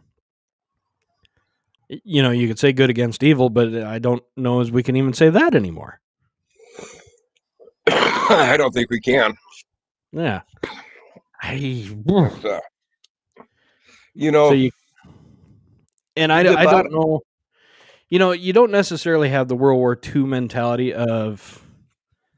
I mean, those guys that stepped foot on the beaches of Normandy definitely are not the kids that are in the military today. Right. I mean, them poor bastards, they knew there was a damn good chance the minute that door dropped on that amphib vehicle, they're going to die. They weren't going to make it to the shore. Exactly. But yet they still mustered up the courage. Yeah, they were throwing up in their boots going up there, but they mustered up the courage and they ran off that fucking ramp, and there's a pretty good chance that they got their ass shot off. But they knew if enough of them went, they'd win. Mm-hmm. I don't know as you have that mentality anymore in the United States in general. We don't. And see, that's what's scary. But I mean, have you read the book of Daniel in the Bible? It talks, talking about the head of gold and the chest and brass, and Mm-hmm. the step down to the clay and iron at the feet. Yeah. That's talking about all the nations that would be the rulers, and the United States is not mixed in that. The United States is never put as the ruler of the world, but I believe that the United States is part of. We're the clay and the feet, the iron and the clay, and it does not mix. Yeah. With the 10 nations, of that's in there, which there's a lot of talk what the 10 nations are, whether it be the UN or just different things. But either way, it doesn't mix. And it says that it will be destroyed, but I don't get it from reading from Daniel or Revelation that it is ever that we are ever overthrown by another government. It gets it's that rock that comes down and crushes it. That's the rock that God said, when he destroys the world. So I don't believe that that our government will ever be overthrown. It's cold out here. No, and I don't know. I'm of the feeling that we'll end up undoing ourselves before any foreign entity undoes us. I mean, right. I think they may be vultures in a situation to where they're coming in and picking the bones, but we'll undo ourselves way before Russia or China, or because let's face it. I mean, right now, even though we're extremely divided, right? And you're kind of in the northern states. You're northern Pacific. China has a base up in Canada where they're doing training. Let's say just randomly they say, "The hell with it, we're going to invade." Mm-hmm. How long do you think it would take before U.S. citizens, not the military, and we're probably going to get the shit beat out of us, but some reason we're okay with that. I think you'd find a lot of U.S. citizens that would be heading to Washington, to Montana, to North Dakota, and holding that line before the military ever got here.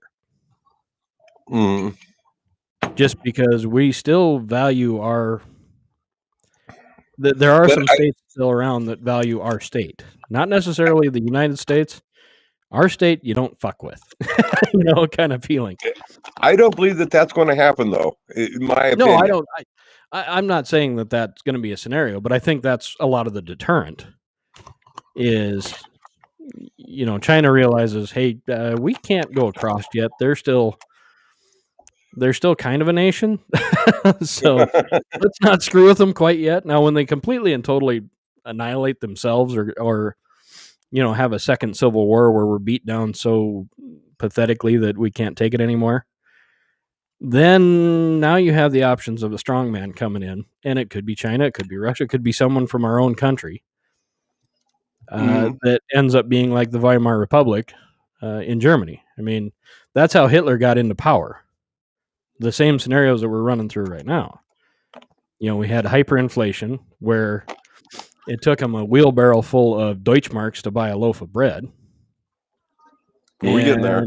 Yeah, and you got to the point where everybody was just looking for the guy that stood up and said, hey, listen, follow me unconditionally. Now that's the trick. Yeah. Follow me unconditionally and I'll make your life so much better. And look at how many of those Germans fell into line and went against their own damn neighbors. I mean, it wasn't just the Jews, no matter how you look at it. The Jews definitely got the worst end of it, but it was the Jews, it was the Egyptians, it was everything that was in there that wasn't an Aryan race. Which was funny because Hitler wasn't even an Aryan race. He wasn't blonde-haired, blue-eyed. No. But somehow he figured out how to avoid the conflict there. But yeah, and he should have been the one in the concentration camps. Oh, yeah. Yeah. It'd have been a lot easier if they'd have just smoked his ass right in the beginning and we wouldn't have had all this problem. But yeah, people have to realize that that's a possibility in any country, not just, U.S., not wherever. The ability of a strongman to come in is available anywhere. But the reality isn't that this isn't we're not. It never has been a battle between United States and Germany, or United States and Japan, or United States and Italy, or United States or Britain. It's never been a battle of Babylon against the Persians. That it's always been a battle, actually, of the battle of good and evil.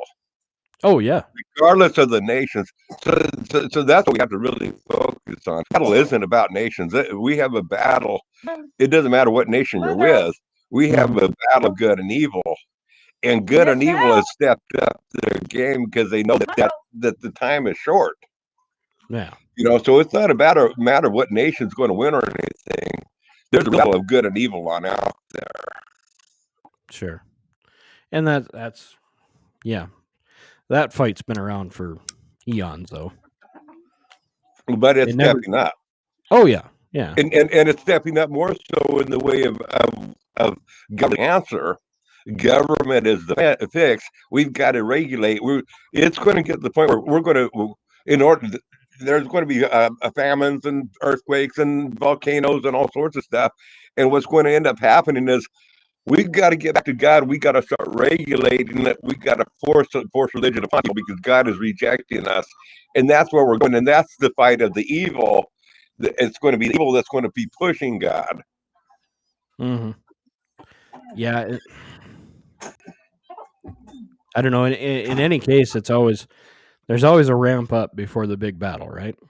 Mm-hmm. And we're ramping up. And to me, we're ramping up exactly. And that's but the battle isn't going to be between nations. No, it's still going to be just between good and evil. I mean, that's why you have a world war. It's not a battle between nations. It's a battle between the good and the evil. I mean, there was good people in Germany. There was good people in Japan. There was that didn't want any part of this. The problem is you have, and amazingly enough, it seems to be that it doesn't necessarily have to be a majority rule to get you into a war. Right. Well, just like us, our Revolutionary War was brought on by 20% of the population. It was 20% that said, the hell with this. We're done paying taxes to, Great Britain for no apparent frickin' reason. we started a war over 20 people or 20%. Yeah. We But- started the war over taxation without representation. Have you ever thought of that? Maybe it would have been cheaper to have taxation without the representation. There is a possibility. The problem is now we've gotten so used to it now that we don't fight it anymore. I mean, for instance, $1.9 trillion for the United States citizen to get $1,400. There you go. I mean, what people don't realize is that money that they're spending, somebody's going to have to pay the damn thing.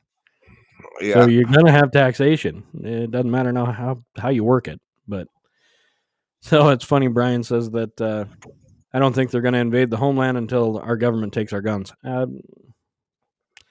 Yeah. The problem is I think it's not necessarily the government taking our guns. I think it's going to be what comes after the government tries to take our guns. That's where the scenario. I personally don't even think it's an issue of guns, though. Yeah, I mean, because if you look all through the Bible, I mean, when Israel went in there and conquered Jericho, I mean, how was Jericho taken down? It wasn't. They didn't use one sword, no, not one spear, not any of that stuff. I mean, and all through the Bible, it was it was all a matter of miracles. Mm-hmm.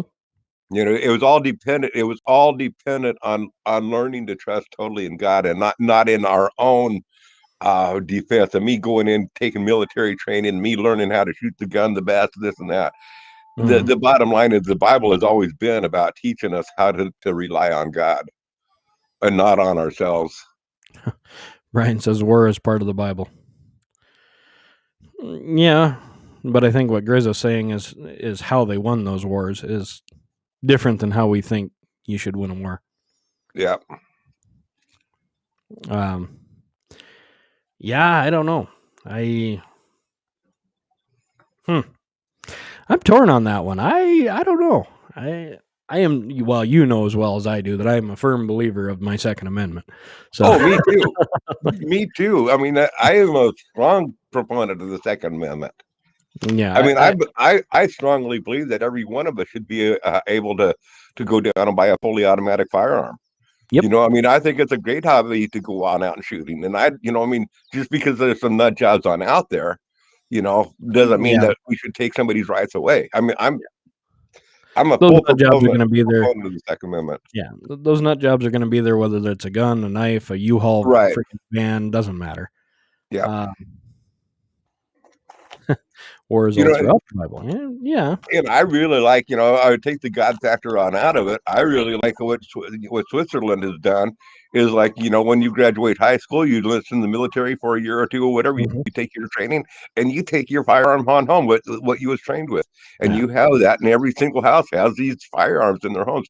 I think that we should be, modeling ourselves after that. Everybody should have to go in the military and everybody takes their guns on home. Yeah. Isn't Israel that way too? It could be. I don't know. I thought you were required to do 2 years in the military fresh out of high school in Israel. And then you're allowed to have, fully automatic weapons there. Yeah, I don't know. I think it all comes down to a very few amount of words at the very end of that amendment. And everybody forgets what they mean. When you say shall not be infringed, there's no two ways about it. They're not arguing that shall not be infringed sometimes or there shall not be infringed in some scenarios. It just flat says you're not going to take the guns away, period. Mm-hmm. And you should have the ability to own whatever damn firearm you can afford. Okay, well, the argument on that from the liberal side is that when it says thou shalt not be infringed, it also says, it also, I don't remember the wording, Well-regulated but it's militia? in a militia. Okay, so now I'm gonna, I'll give you a talking point to argue that. Just about in every state's constitution, what is listed as the militia? In today's deal, what a militia is now is the National Guards. Okay, that is not what my constitution up until this day says in the state of Montana.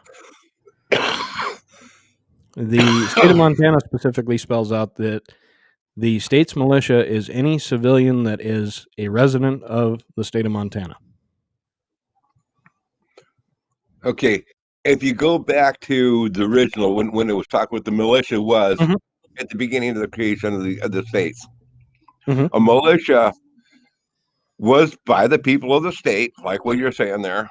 Yeah, you Okay? had a regulated and an unregulated. A well-regulated militia, Mhm. and the not the governor, but the senior senator Mhm. was the head of the militia. He was the head general of that militia. Yeah. Not the governor, but the senator. The lead senator was the senior senator of that state.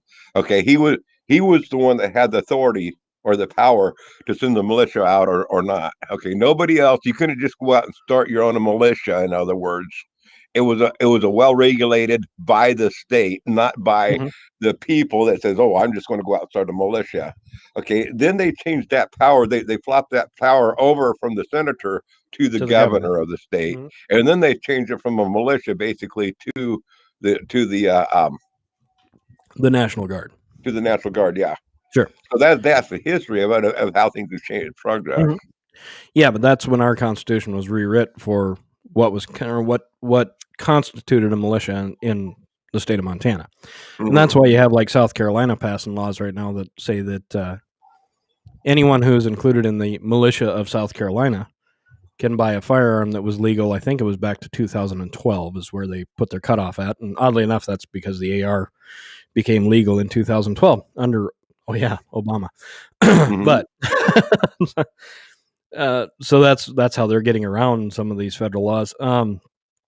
Now my problem is when you read that there's some parts of that amendment that are very important and they're not words, they're commas.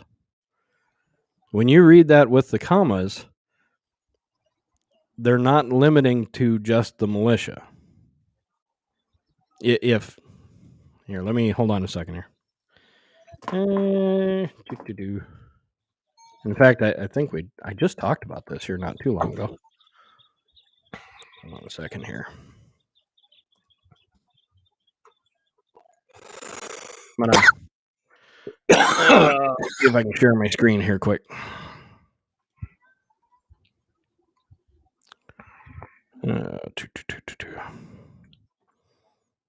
Article 1, that's not helping me. Second Amendment, right? Okay. Let's see here. I found the easy one to read. Application window. Yeah, hold on a second. I got to break it out. Damn apples. All right.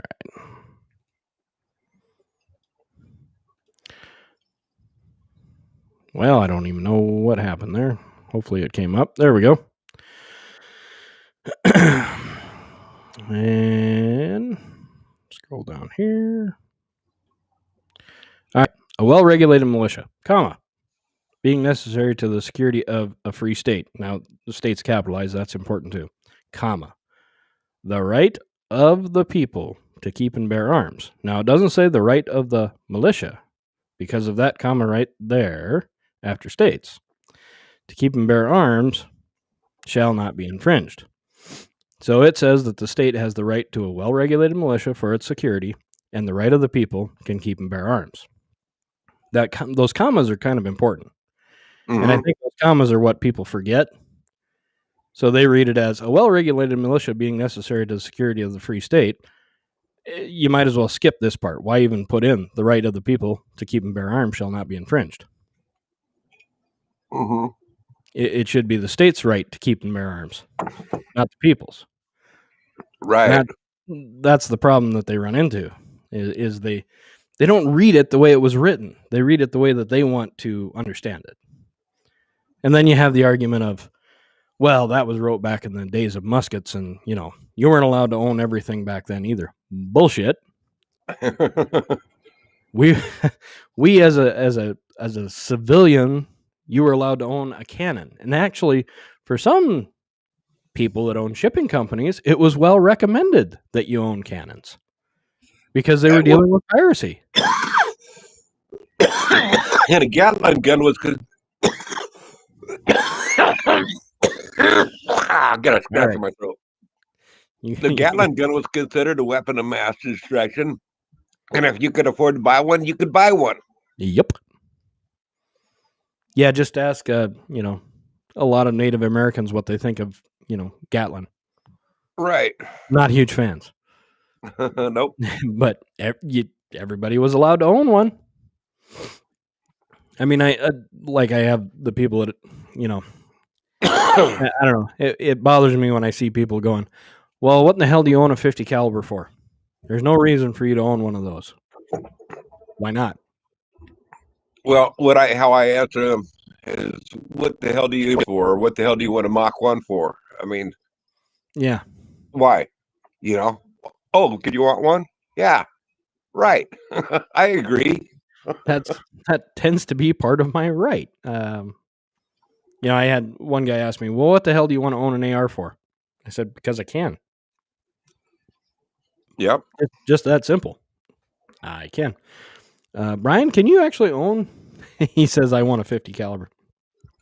Can you actually own one of those in California? I thought you couldn't actually sell the ammunition in California for a 50 cal. Oh, and by the way, for everybody out there that's wondering, a Gatling gun is not considered a machine gun anymore. Right.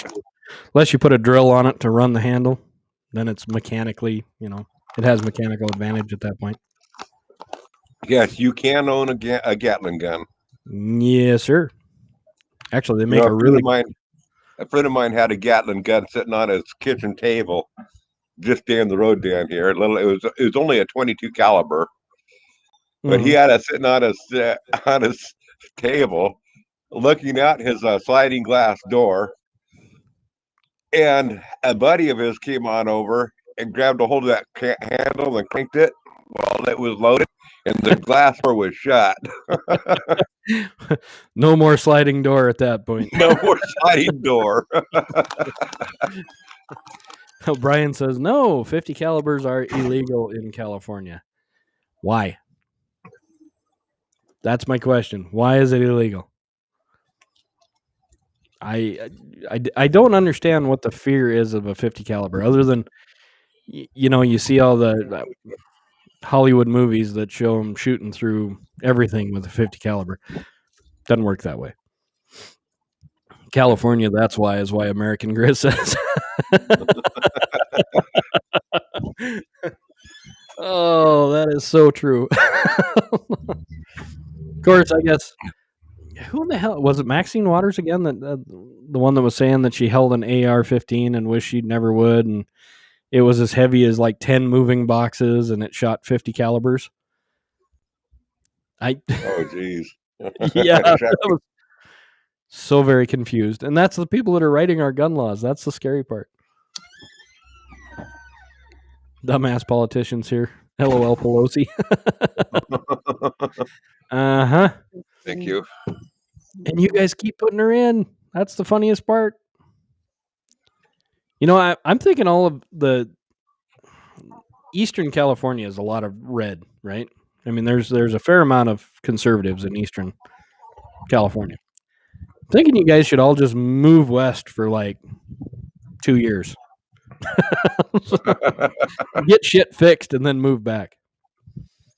How are you getting a back rub? Damn, I need that. It feels good. Yeah, see, shit. I think Brian should move to the Bay Area, get a bunch more conservatives there, and vote Nancy Pelosi on out. Exactly. I mean, beat that bitch at her own game. I mean, they're moving plenty of illegal immigrants there to keep her in power. So. I just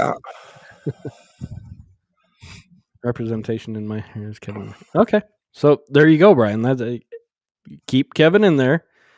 Get your ass over to the Bay Area and kick Pelosi out.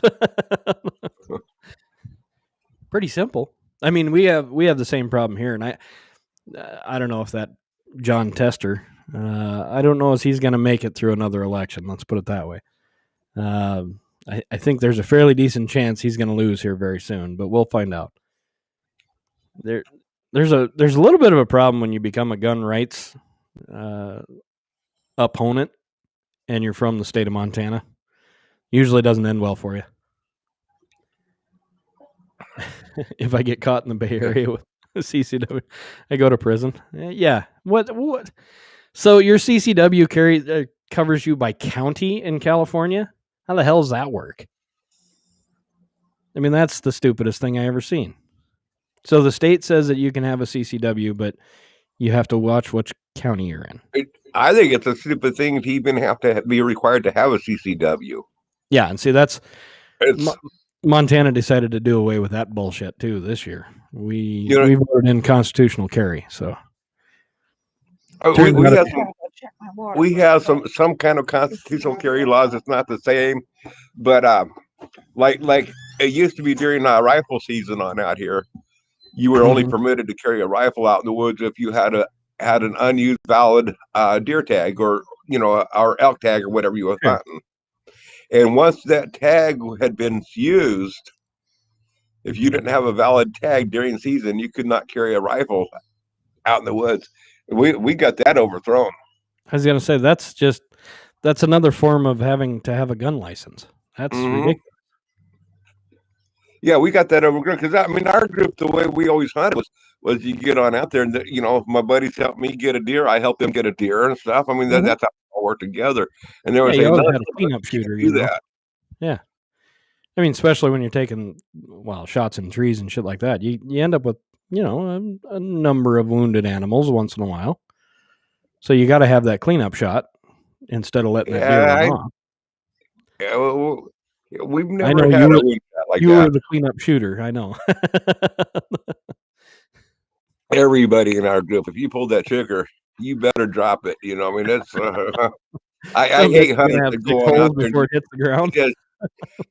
I've been on out there where it sounded like a war zone going off. I mean, people just bam, bam, bam, everybody shooting and stuff, and the deer gets away. I hate being in areas like that. I do not like hunters. Those aren't hunters. No. And actually, when I went to school in Minnesota, that was a problem over there. That's why northern Minnesota, they're not allowed to hunt with a rifle. You have to hunt with a shotgun slug. And it's because those guys literally shoot for sound. They'll hear something snap in the woods, and they'll turn and just start shooting. Oh, man. There's more hunters killed in Minnesota than there is deer. Wow. That's crazy. So Brian says, if I see a deer running across the meadow or something, if I don't know where my bullet's going to land behind him, I don't shoot. Well, that's part of frickin' training. I mean, yeah. You always know what's behind your target. I mean, yep. To give you an example, we were shooting, and I have a fun gun that's just a 308, and I was shooting that. We were just kind of dicking around shooting at some targets. There was a big berm behind us. We knew what was downrange. And I squeezed off a 308 round, and we were shooting paper targets. And I don't know how, but I got a ricochet off of paper target. Oh, wow. And we heard that sumbitch zip. And it zipped up into the air, and about, I don't know, you probably could have counted to 2, heard a loud gong noise. And I looked at a buddy of mine that we were out on his property shooting. I said, "What the hell's behind that berm?" He goes, "Nothing." I said, "Then what the hell's beyond nothing?" Well, he says, "You see that Quonset hut way up there?" So over a half mile away, I hit a Quonset hut with a 308. Wow. So you got to be careful on what the hell's downrange. Now, luckily, I didn't put a hole in it. I mean, there was no power to it when it got there, but boy, it gonged off the top of that son of a bitch. Man. Let's see here. Yeah, no, if I don't know where that bullet's going to land, I'm not shooting. I mean, that's if there's brush behind on the other side, that happens quite a bit. I mean, there's been a lot of times where I had to let it go because there was some brush, and you don't know if there's another hunter in that brush. Yeah, exactly.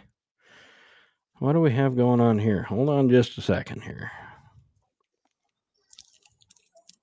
My sheriff told us that Bay Area is its own country. Well, that sheriff, What's that sheriff of yours needs to remember that he's an elected official. And if enough sheriffs get together and do something about that situation, it won't be a problem anymore. Well, when I was down in Arkansas, Louisiana, my friends used to give me a bad time and tell me that I was just a damn Yankee. And one of my buddies spoke up and said I wasn't a damn Yankee. He says, he's from California. He's a damn foreigner. Yep. And you know what? I had to agree with him. Yeah, there's no arguing there. Let's see here. So American Grizzly, you're clearing wild boar over in Ohio? Is Ohio having a problem with wild hogs? I mean, this is getting kind of scary because they were talking about it moving over into, oh boy, moving into Montana. So I'm getting a little nervous. Huh. I hope not. I don't want to deal with that problem. That's a freaking mess. They have wild boar here in Oregon, but they're so thinly, I mean, they keep them pretty well checked up here. I mean, you don't have, if you see wild boar, you don't even have to have a hunting license here. Oh, okay. I mean, you it's kind of can like shoot our them anytime of year. coyote There's only a few little herds of them or whatever. Like there's one little patch I hear down in southern Oregon of like about 12 or 13 wild boar that they've been trying to clean on out. They're able to keep them down to only about 10 or 12, 13. Good God. But they're not growing. Wow. Are you reading American Grizzly? It says not really a problem, but they invade old farms. Cleared 30 wild boar in one day from an old farmer barn.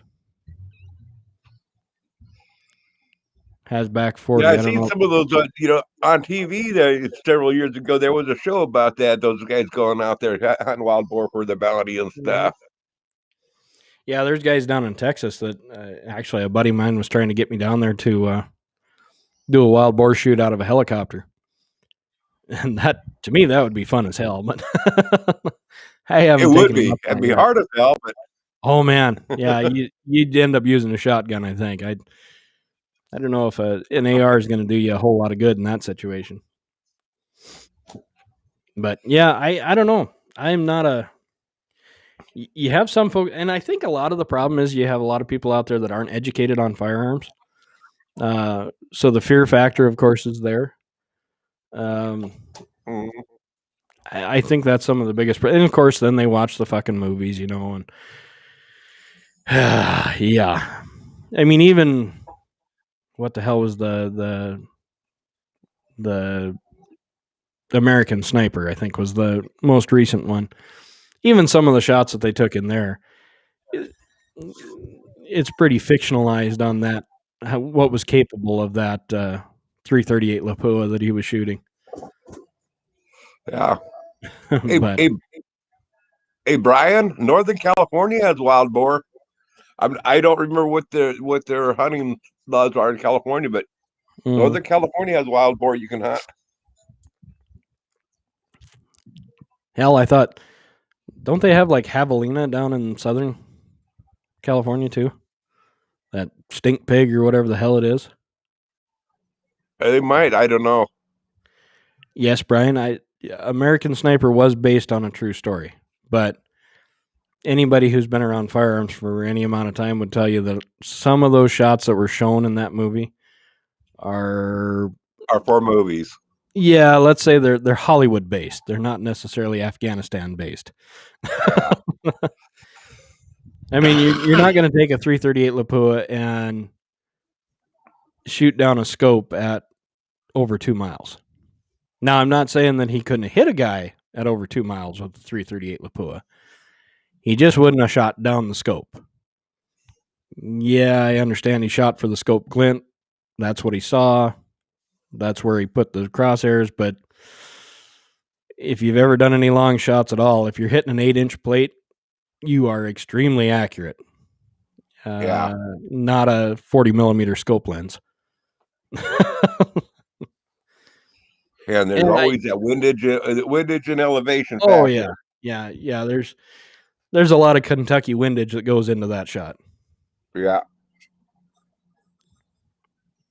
Yeah, Brian, I'm not arguing that fact. What I'm arguing is he wasn't using a 338 Lapua to do that. That in 2017, it was actually a Canadian sniper that took that on, and that Canadian sniper was using Raufoss rounds out of a 50 cal that he had gotten from the American soldiers. And actually, a 2-mile shot for a 50 cal for somebody who's trained in it and is fairly proficient. A 2-mile shot on a 50 cal is actually, I'm not going to say it's easy to do, but it's definitely a doable shot. And a Raufoss round, if you know anything about them son of a bitches, when they finally find their target, there ain't a whole lot left of it when it gets there. Well, the hardest part of being one of those sharpshooters there to be shooting that distance, if you think about it, is, I mean, now I don't have the same scope that they have. It's a whole different deal. But you know what? When you're looking through a scope out there 300 or 400 yards, and you're trying to find a deer that you know is there running, and trying to get that scope in that deer in your scope. That I'm only talking about 300 yards. I can only imagine what it'd be like trying to get the target in your scope at 2 miles away. That's impressive. Well, when you're having to take into effect the curvature of the earth before you squeeze that round off, that's impressive. I mean, you're looking at curvature and spin of the earth because it's going to affect your bullet because it's in flight for so long. You got to do some serious math quickly in your head to make that shot. Yeah, well, that's after you find your target in your scope. Yeah, exactly. There's finding that target in the scope is one thing, and then next of all, after you locate the target, then you gotta, the windage, elevation, the curvature of the earth, all that factor. I mean, there's so much involved in it. Yeah, and Brian, I'm not saying the 338 will go 1.5 miles.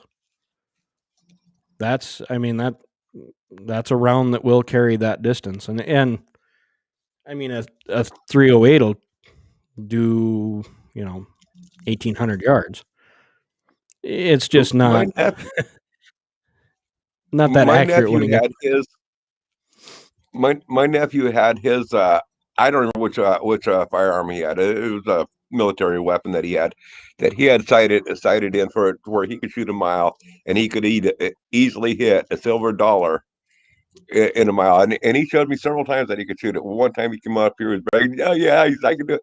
I said, "You know what?" I says, "I'm going to give you a different scenario." We went on out here, clocked off clocked off a mile, set up this target. He couldn't hit it.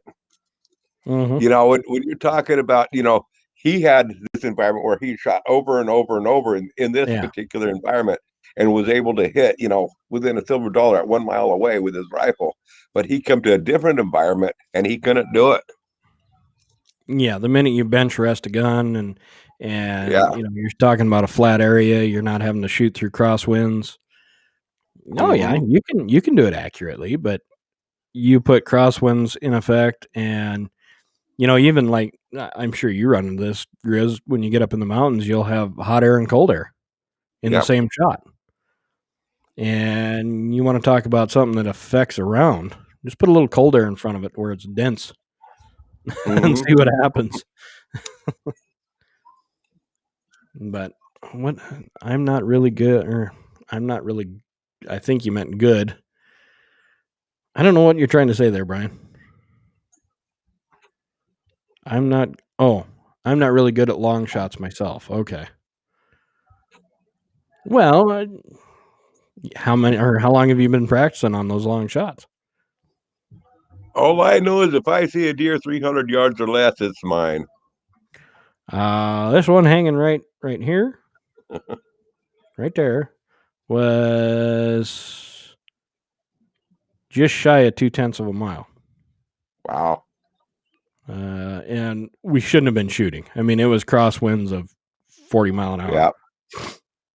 But the problem was we were shooting, and I'd finally put my rifle away. I'd shot twice and went over the top of him. And I put my rifle down, and the buddy that I was with said, shit, I hit him. Ah, damn it. So then you gotta shoot him. You gotta put him down at that point because you don't know how bad he's injured. So I don't know. I think 4 rounds went at him, and I finally hit him in the head. And we got up there. His round skinned his back knee. I could have just stopped. Oh man. But we got him. He's on the ground, so he had to get stuffed and put up on the wall for that one. But Yeah. good Oh, old- my one shot that I shouldn't have ever have made is I was working down in Springfield, and being that I was working every day, I'd throw my gun in my truck, and on my way into work, I'd do some hunting, for an hour or so. Then I'd go to work all day, and then on my way back, I'd grab the gun and do a little bit more hunting in the evening. Hmm. Well, this one day I decided there's this one area that I wanted to hunt. It was pretty brushy, so I threw my 45-70 on him, and no scope on it or anything. Well, I was hunting brush and stuff. I wasn't having no luck and stuff, and I hopped in the truck, and I'm driving down the gravel road, heading out to the highway. It's just before dark. Mhm. I'm heading on out to the highway to head on home, and I see this buck it's about 400 yards off. And I got a 45-70, mind you, and it's got 405 grain bullets in it. Uh-huh. Okay, four or 500 yard shot with a We call those 45-70. I'm pumpkin like, chuckers. no, don't even think about it. Okay, I mean, a 405 grain bullet is going to drop about 15 feet in that distance. In that distance. Yeah, you're gonna Okay, end so up putting it in the bottom of the scope and praying to God you squeeze it off. there was no scope. I didn't even have a scope on this thing. Oh, This is my brush gun. I don't want no scope on it. That's why I Yeah. took it. But dummy me, I lift up the gun and squeezed off around.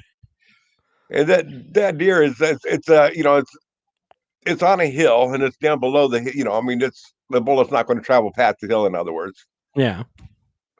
that deer just stood there and looked at me when I pulled out. It didn't move, didn't do nothing. I thought, what the heck? Well, so I raised up a little bit higher, pulled around and pulled another round again. And it kind of winced, but it didn't do anything. It just stood there. So then I jacked in another round. I pulled another shot. And boy, that time it really jumped, but it still didn't run. That was 3 shots. The 4th shot, it dropped like a ton of bricks. Now this was the only deer that I've ever shot that took me more than 2 shots. We're talking about one shot. I dropped the deer, the second shot to finish it off. Okay. This one here took me 4 shots. That sucker went down by like a ton of bricks. When I got over to him, he was completely dead. What happened was my 3rd shot had grazed right across the back of his back. Got into the back strap a little bit. Not bad. I didn't lose any meat from that back strap, hardly at all. But anyway, it just grazed it back, but it still didn't know where the bullets were coming from. Is why he didn't run. Didn't know where the That's the hell only to thing I run. can think of. And then that 4th shot, man, it was a perfect shot right in the chest, right behind his shoulder. Yeah, shooting a 45-70 is a lot like shooting a cannon. I mean, you get close on 2 rounds and then it's fire for effect. You just hope to Christ you hit him. Yeah. Anything over 150 I really do like yards. that 45. Oh, I really do like that 45-70. It was a good gun. yeah. But it's a brush gun. Yeah, and if it hits, whatever it's hitting, it's going to go down. You don't have to be, it is. It's got a lot of knockdown power. Yeah. Hey, Brian, you said your max shot is a 300 yards. What are you shooting? What caliber? Because that has a lot to do with it too. Yeah. Well, regardless, for me, what caliber is, I'm getting pretty shaky. So even 300 yards to me is getting to the point where it's getting out of my range. You're getting guessing by gosh at that point. Well, it's just I'm not stable anymore. I mean, I don't have So regardless, I don't care. I don't care if the gun is good for 2 miles. I'm not good for 2 miles. Yeah. So Brian, you say you're shooting a 243. That's probably your wow, that's almost over your maximum effective rate of a 243. Yeah. Hopefully you're not hunting at 300 yards. 243 is a good 150, max 200 yard gun. Mhm. I mean, it's a lot like a 308. It is. It's a neck down 308. And I know there's guys out there that are going to tell me, "Oh, Jesus Christ, I'm going to start a fight now." There's guys out there that are going to say a 308 is a great sniper rifle. They're used, blah, blah, blah, blah. Yeah, okay. If they were a great sniper rifle, then why in the hell on a long shot do they grab a 50 instead of a frickin' 308? Yeah. I mean, what the hell's the name of that? Oh, now I can't remember the Vietnam sniper that everybody raves about. Oh yeah. Shit, I can't remember his name now, but I think he did a lot of work with the 30-06. Was his? It was 30-06 and a 308, if I remember correctly. Mhm. But my question to everybody who talks about that is, if you thought he had access to a 50 caliber, do you think he would have picked up the 308? Hell no. Yeah, exactly. There is a what do you call that, a lost cause of analysis there where I can do it with a 308.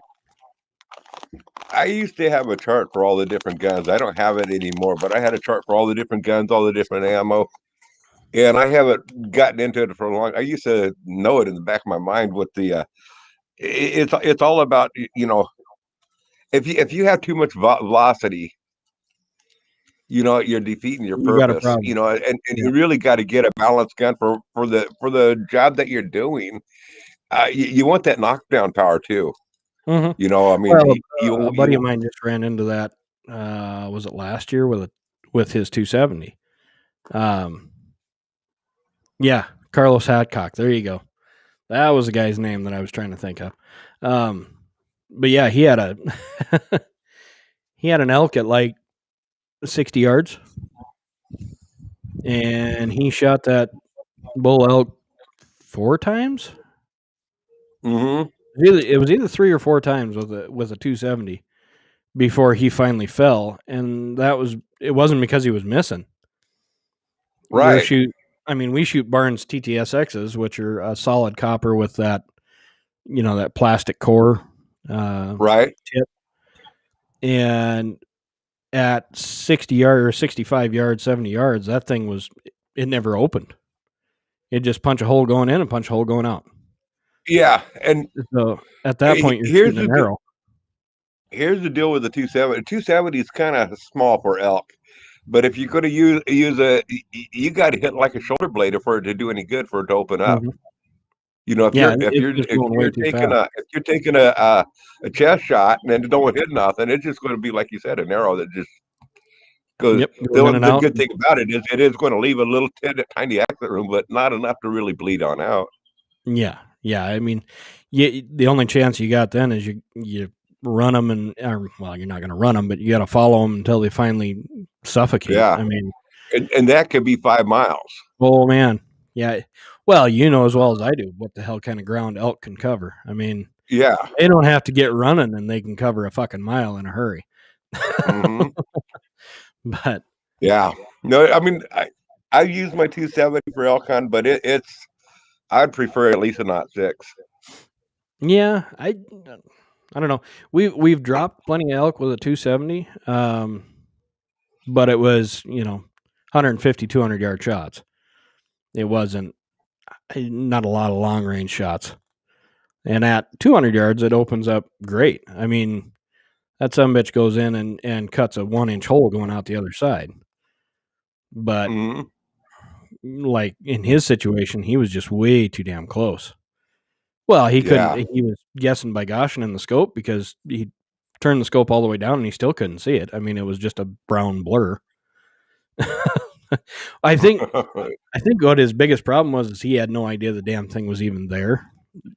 and he walked over to the side of the creek, and holy shit, there's an elk standing there.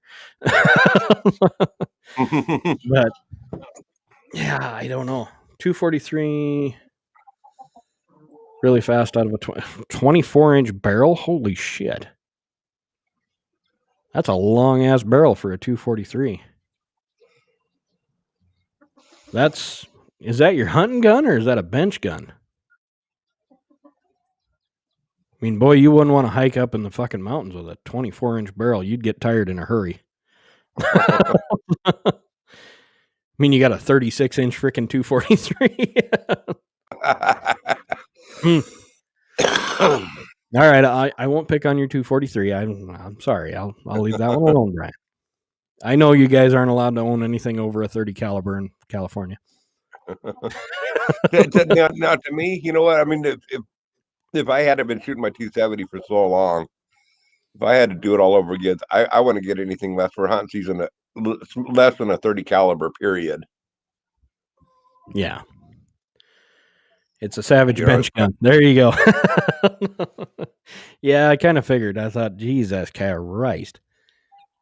And I suppose it's got a bull barrel on it and all that kind of fun stuff, Brian. But yeah, I agree with you, Grizz. I don't know if I'd... I mean, other than a varmint gun, I don't know as I'd get... I got my 270, which, it does everything I want it to do. Right. But I could see some... 30-06, I could see some appeal there. Yeah. And there's just... Jesus, the type of rounds that you can get for a 30-06 compared to a 270 is just amazing.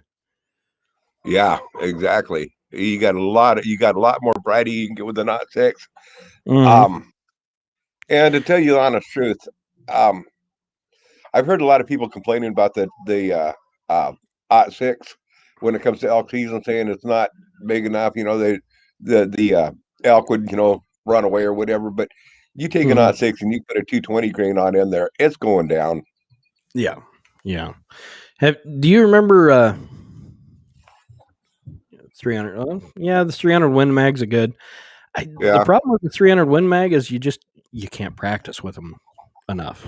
They're not a fun gun to shoot. I used to have one and I got rid of it for that reason. Yeah, I mean, it's hard to get proficient with something that after the 5th round you're afraid to squeeze the trigger because it just freaking hurts. It doesn't hurt when you're shooting it. Yeah, it doesn't hurt when you're shooting at game, when you got a deer in the sights or something like that. But when you're out just shooting targets, it's one of those guns you hand to your buddies and start laughing. That's it. You can get some controlled expansion bullets in there, put in put a 160 or 180 grain in there, and it's fine for elk if you want that range. Mm-hmm. Brian, your brother's got a 30-06 and you're not a fan. All right. I mean, it's a to each their own. Hey, it's probably the ammo that he's shooting, the rounds that he's shooting through his 06. Yeah. Do you remember the 30-06 had the accelerators? Do you remember those? No, I don't remember those. Oh, those were a mean little bugger. They were a saboted 223. So there was a 223 bullet stuffed in a whole bunch of plastic in the end of a 30-06 round. And that sabot would kind of get the rifling going and get the spin on the bullet before it opened up and let it go. And you want to talk about a fast, flat shooting son of a bitch. Oh, man. Yeah. You put 30-06 powder behind a 223 bullet. That's impressive. American Grizzly, I don't care how much cushion you got with that 300 Winchester mag. Oh boy, yeah. It still kick like a mule. Yeah, I'm not a little guy myself, and no. Turns out they still, it doesn't matter how fat you are, the nerves are still on the outside. I have to admit, I did enjoy shooting that 300 mag, but it's not like I was going to sit out there and run 50 rounds through it. Yeah, and that's, I don't know, I look at it as if it's going to be a gun that, I try to get proficient with all my guns, and if I can't run You know, even if I can't run, let's say 25 rounds through it, I don't want to shoot the damn thing. Yeah. It's just not a gun that, you know, it's like the AR. And to be honest with you, I've contemplated getting rid of my AR just because it's not fun to shoot. It's not that it kicks. Mm. It's just god awful loud that, I mean, even with earplugs in, it freaking hurts. Yeah, it's not a target practice gun, exactly. And it's just not fun to shoot. I mean, I guess I like the idea of having an AR, and it has its reasons, but god damn, you run through a 30-round clip and your head is ringing all day long. I can't afford to run 25 rounds. Brian, I'm sorry to hear that. I love shooting my AR, and some guys do. I mean, and Well, it could be anymore, if very, I'm just going to do a bunch of shooting, if you know, as in the younger years, it was fun to go on out with the .6 and the 270 and the 30-30 or whatever I was going to be shooting, and you know, go through a couple hundred rounds. But anymore, I have just as much fun putting around 400 or 500 rounds through my 22. Yep. Yeah, my only issue with the 22 is I just can't reload it. Yeah. So that's why I play in the 223 realm a lot. Mm-hmm. You know, that's kind of my fun gun. But and 308. I mean, 308 you can shoot that all day long and it doesn't hurt. Right. 270. I can get 25, 30 rounds out of my 270 before it's time to put it down. Yeah, I can shoot my 270 all day long, and it doesn't bother me. You know, yeah, it's just for me, it's just the cost of it, and I enjoy shooting a 22 just as much as anymore. It's not the size of the gun that makes it fun; it's just plinking, you know, seeing what I can hit. Oh yeah, Brian, you like to shoot your AK-47? I'm sorry to hear that. What is it like walking and hearing your gun rattle every step you take? Oh man, I used to have a Spanish Mauser, a 7mm Spanish Mauser, and I'll tell you what, that was the biggest piece of shit I've ever owned. I'll tell you, you talk about rattling and stuff, and constantly, you know, you pack going through the woods, you got the gun on your shoulder, and all of a sudden you see a deer, and I go to pull on up, and there's no bolt in the bolt would fall on out.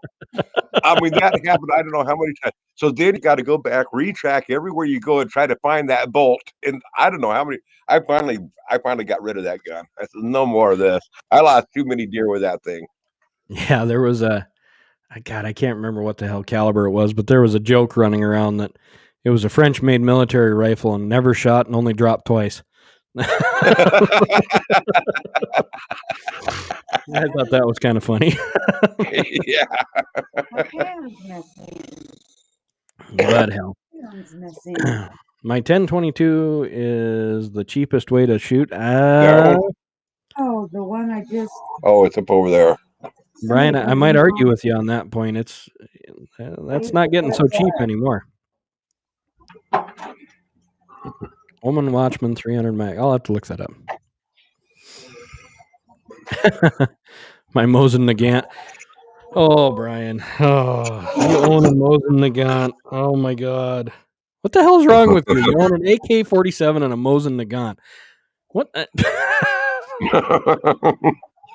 Oh, you own a Rattleack too, by chance?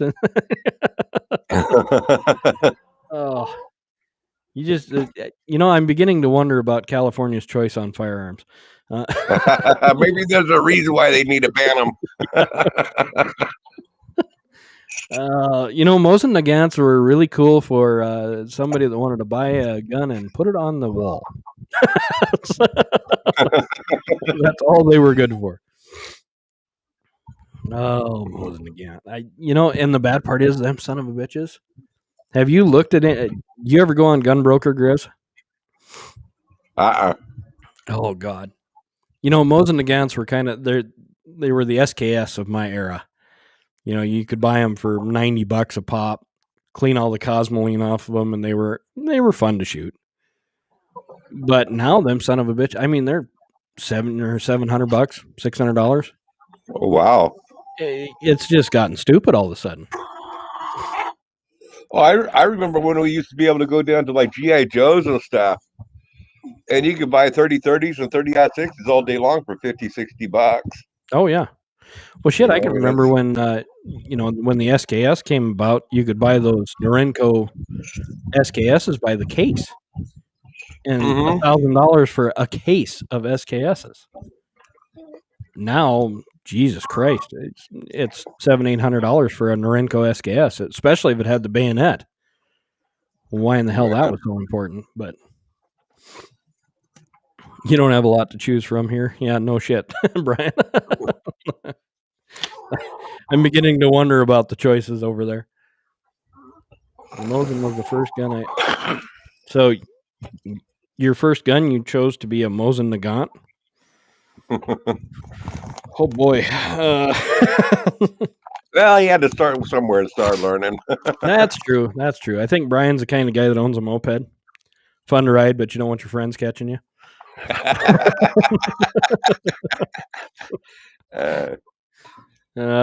Brian, I love you, buddy. I'm just picking on you. Don't worry. Yeah, we like giving him a bad time. But, we would yeah. have given him a bad time if he didn't live in California. I don't know. Somebody's bragging about a Mosin Nagant. I might still give him a hard time. Actually, if he didn't live in California, he may not brag about a Mosin Nagant. He might have actually had a real rifle for his first. Yeah, he gun. probably would have had one.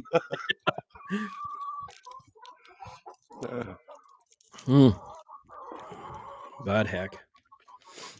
Well, I suppose we're coming up on what, 2 hours and 45 minutes here. Grizz, are you going to go live today, or what's your plan there, bud? I might go live this afternoon. I haven't decided. I'm planning on this evening going over to a friend's house. Oh, okay. The wife of the guy that just died. I was going to go over. Said I'd go visit with her tonight. But I'm not sure yet. I got to play that by ear. Yeah. Sorry to hear about that. By the way, anytime you start losing hunting buddies, it's Yeah, not a good day. He worked for you. He was the last one of the hunting party.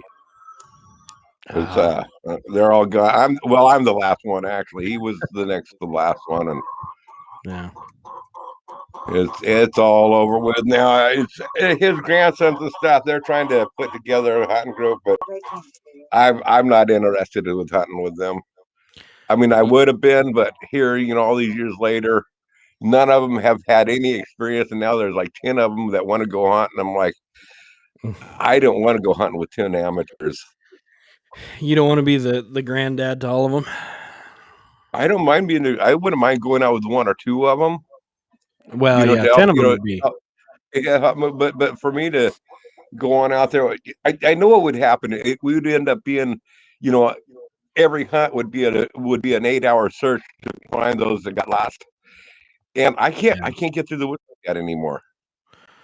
Yeah, that's and then you're going to run into, especially if they haven't hunted before.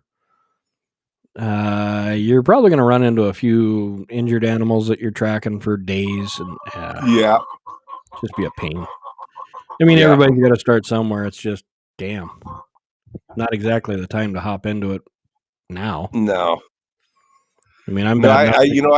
I tried to get these kids into it several years ago and stuff, and actually not just me. We all tried to get them involved in it, but when there was more of a that we could have worked with them, and hunted with them one-on-one, and each they could have learned their skills that way. But now I can't go through the woods like I used to.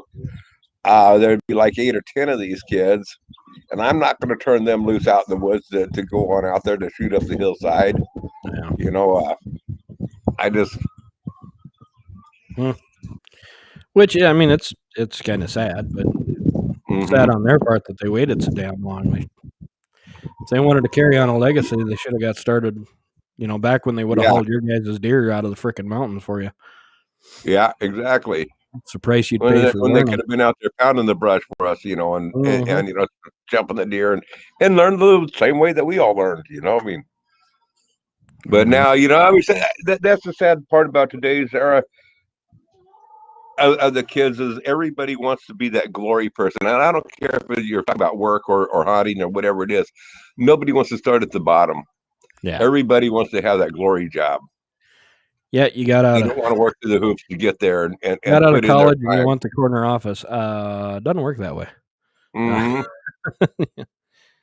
American Grizzly says they'd end up shooting each other. Yeah. I mean, Yeah, they would. that's the sad fact. Well, like I was talking to those guys in Minnesota. I mean, there's still some people out there that sound hunt. You know, you'd have these kids that would step and break a branch, and holy shit, the whole world would break loose. Yeah. But, yeah, I don't know.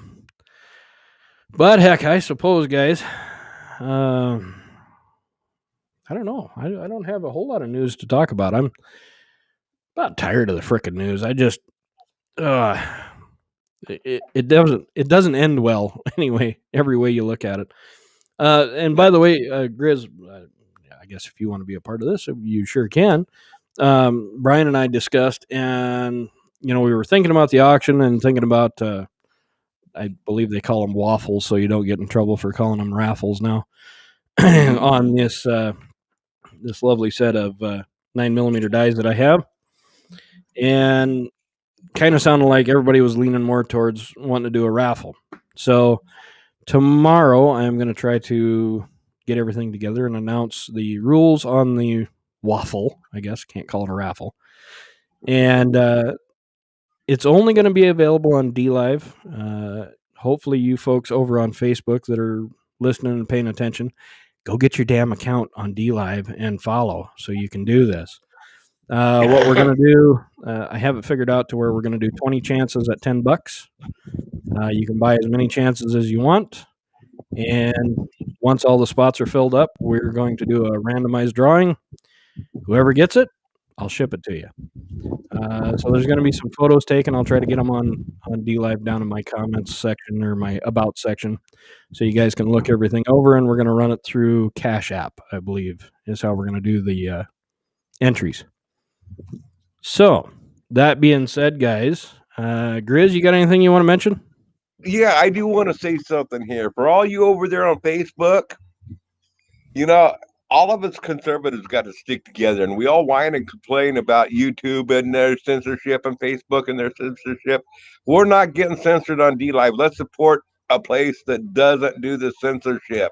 So if you're not willing to support, then don't whine about the censorship that happens on Facebook. If you're not willing to give the support, let's move over to DLive, guys.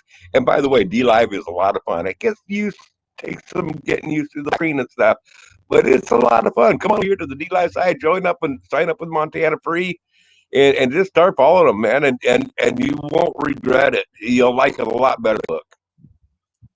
Yeah, it's way easier to have conversation on DLive than it is on Facebook by any stretch of the imagination.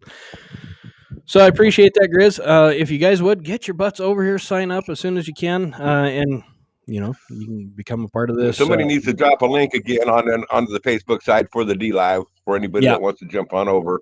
Yep, and I'll get that tossed up there as soon as we get out of this stream. I'll put a post on there. So, like I said, tomorrow we'll start it off, and we'll do entries, and then once they're all filled up, we'll do a live giveaway. So, when it says DLive sucks, LOL, but Facebook is worse. I agree. I you know what? I gotta agree with Brian on that. Yeah, and YouTube is just a lost cause at this point. So maybe DLive sucks because there's not enough of us in here. Get your ass over here. Pretty simple. That's right. Let's make a difference. Get over. There we go. Well, all right, guys. Well, I appreciate you taking time with us. Keep your heads up. Keep your heads on a swivel. Grizz, thank you for being a part of this today. I appreciate it. And thanks a lot. Well, I might be on this afternoon. We'll just do some music over here on DLive because we can. Anyway. All right. We'll talk to you guys later. Bye, y'all.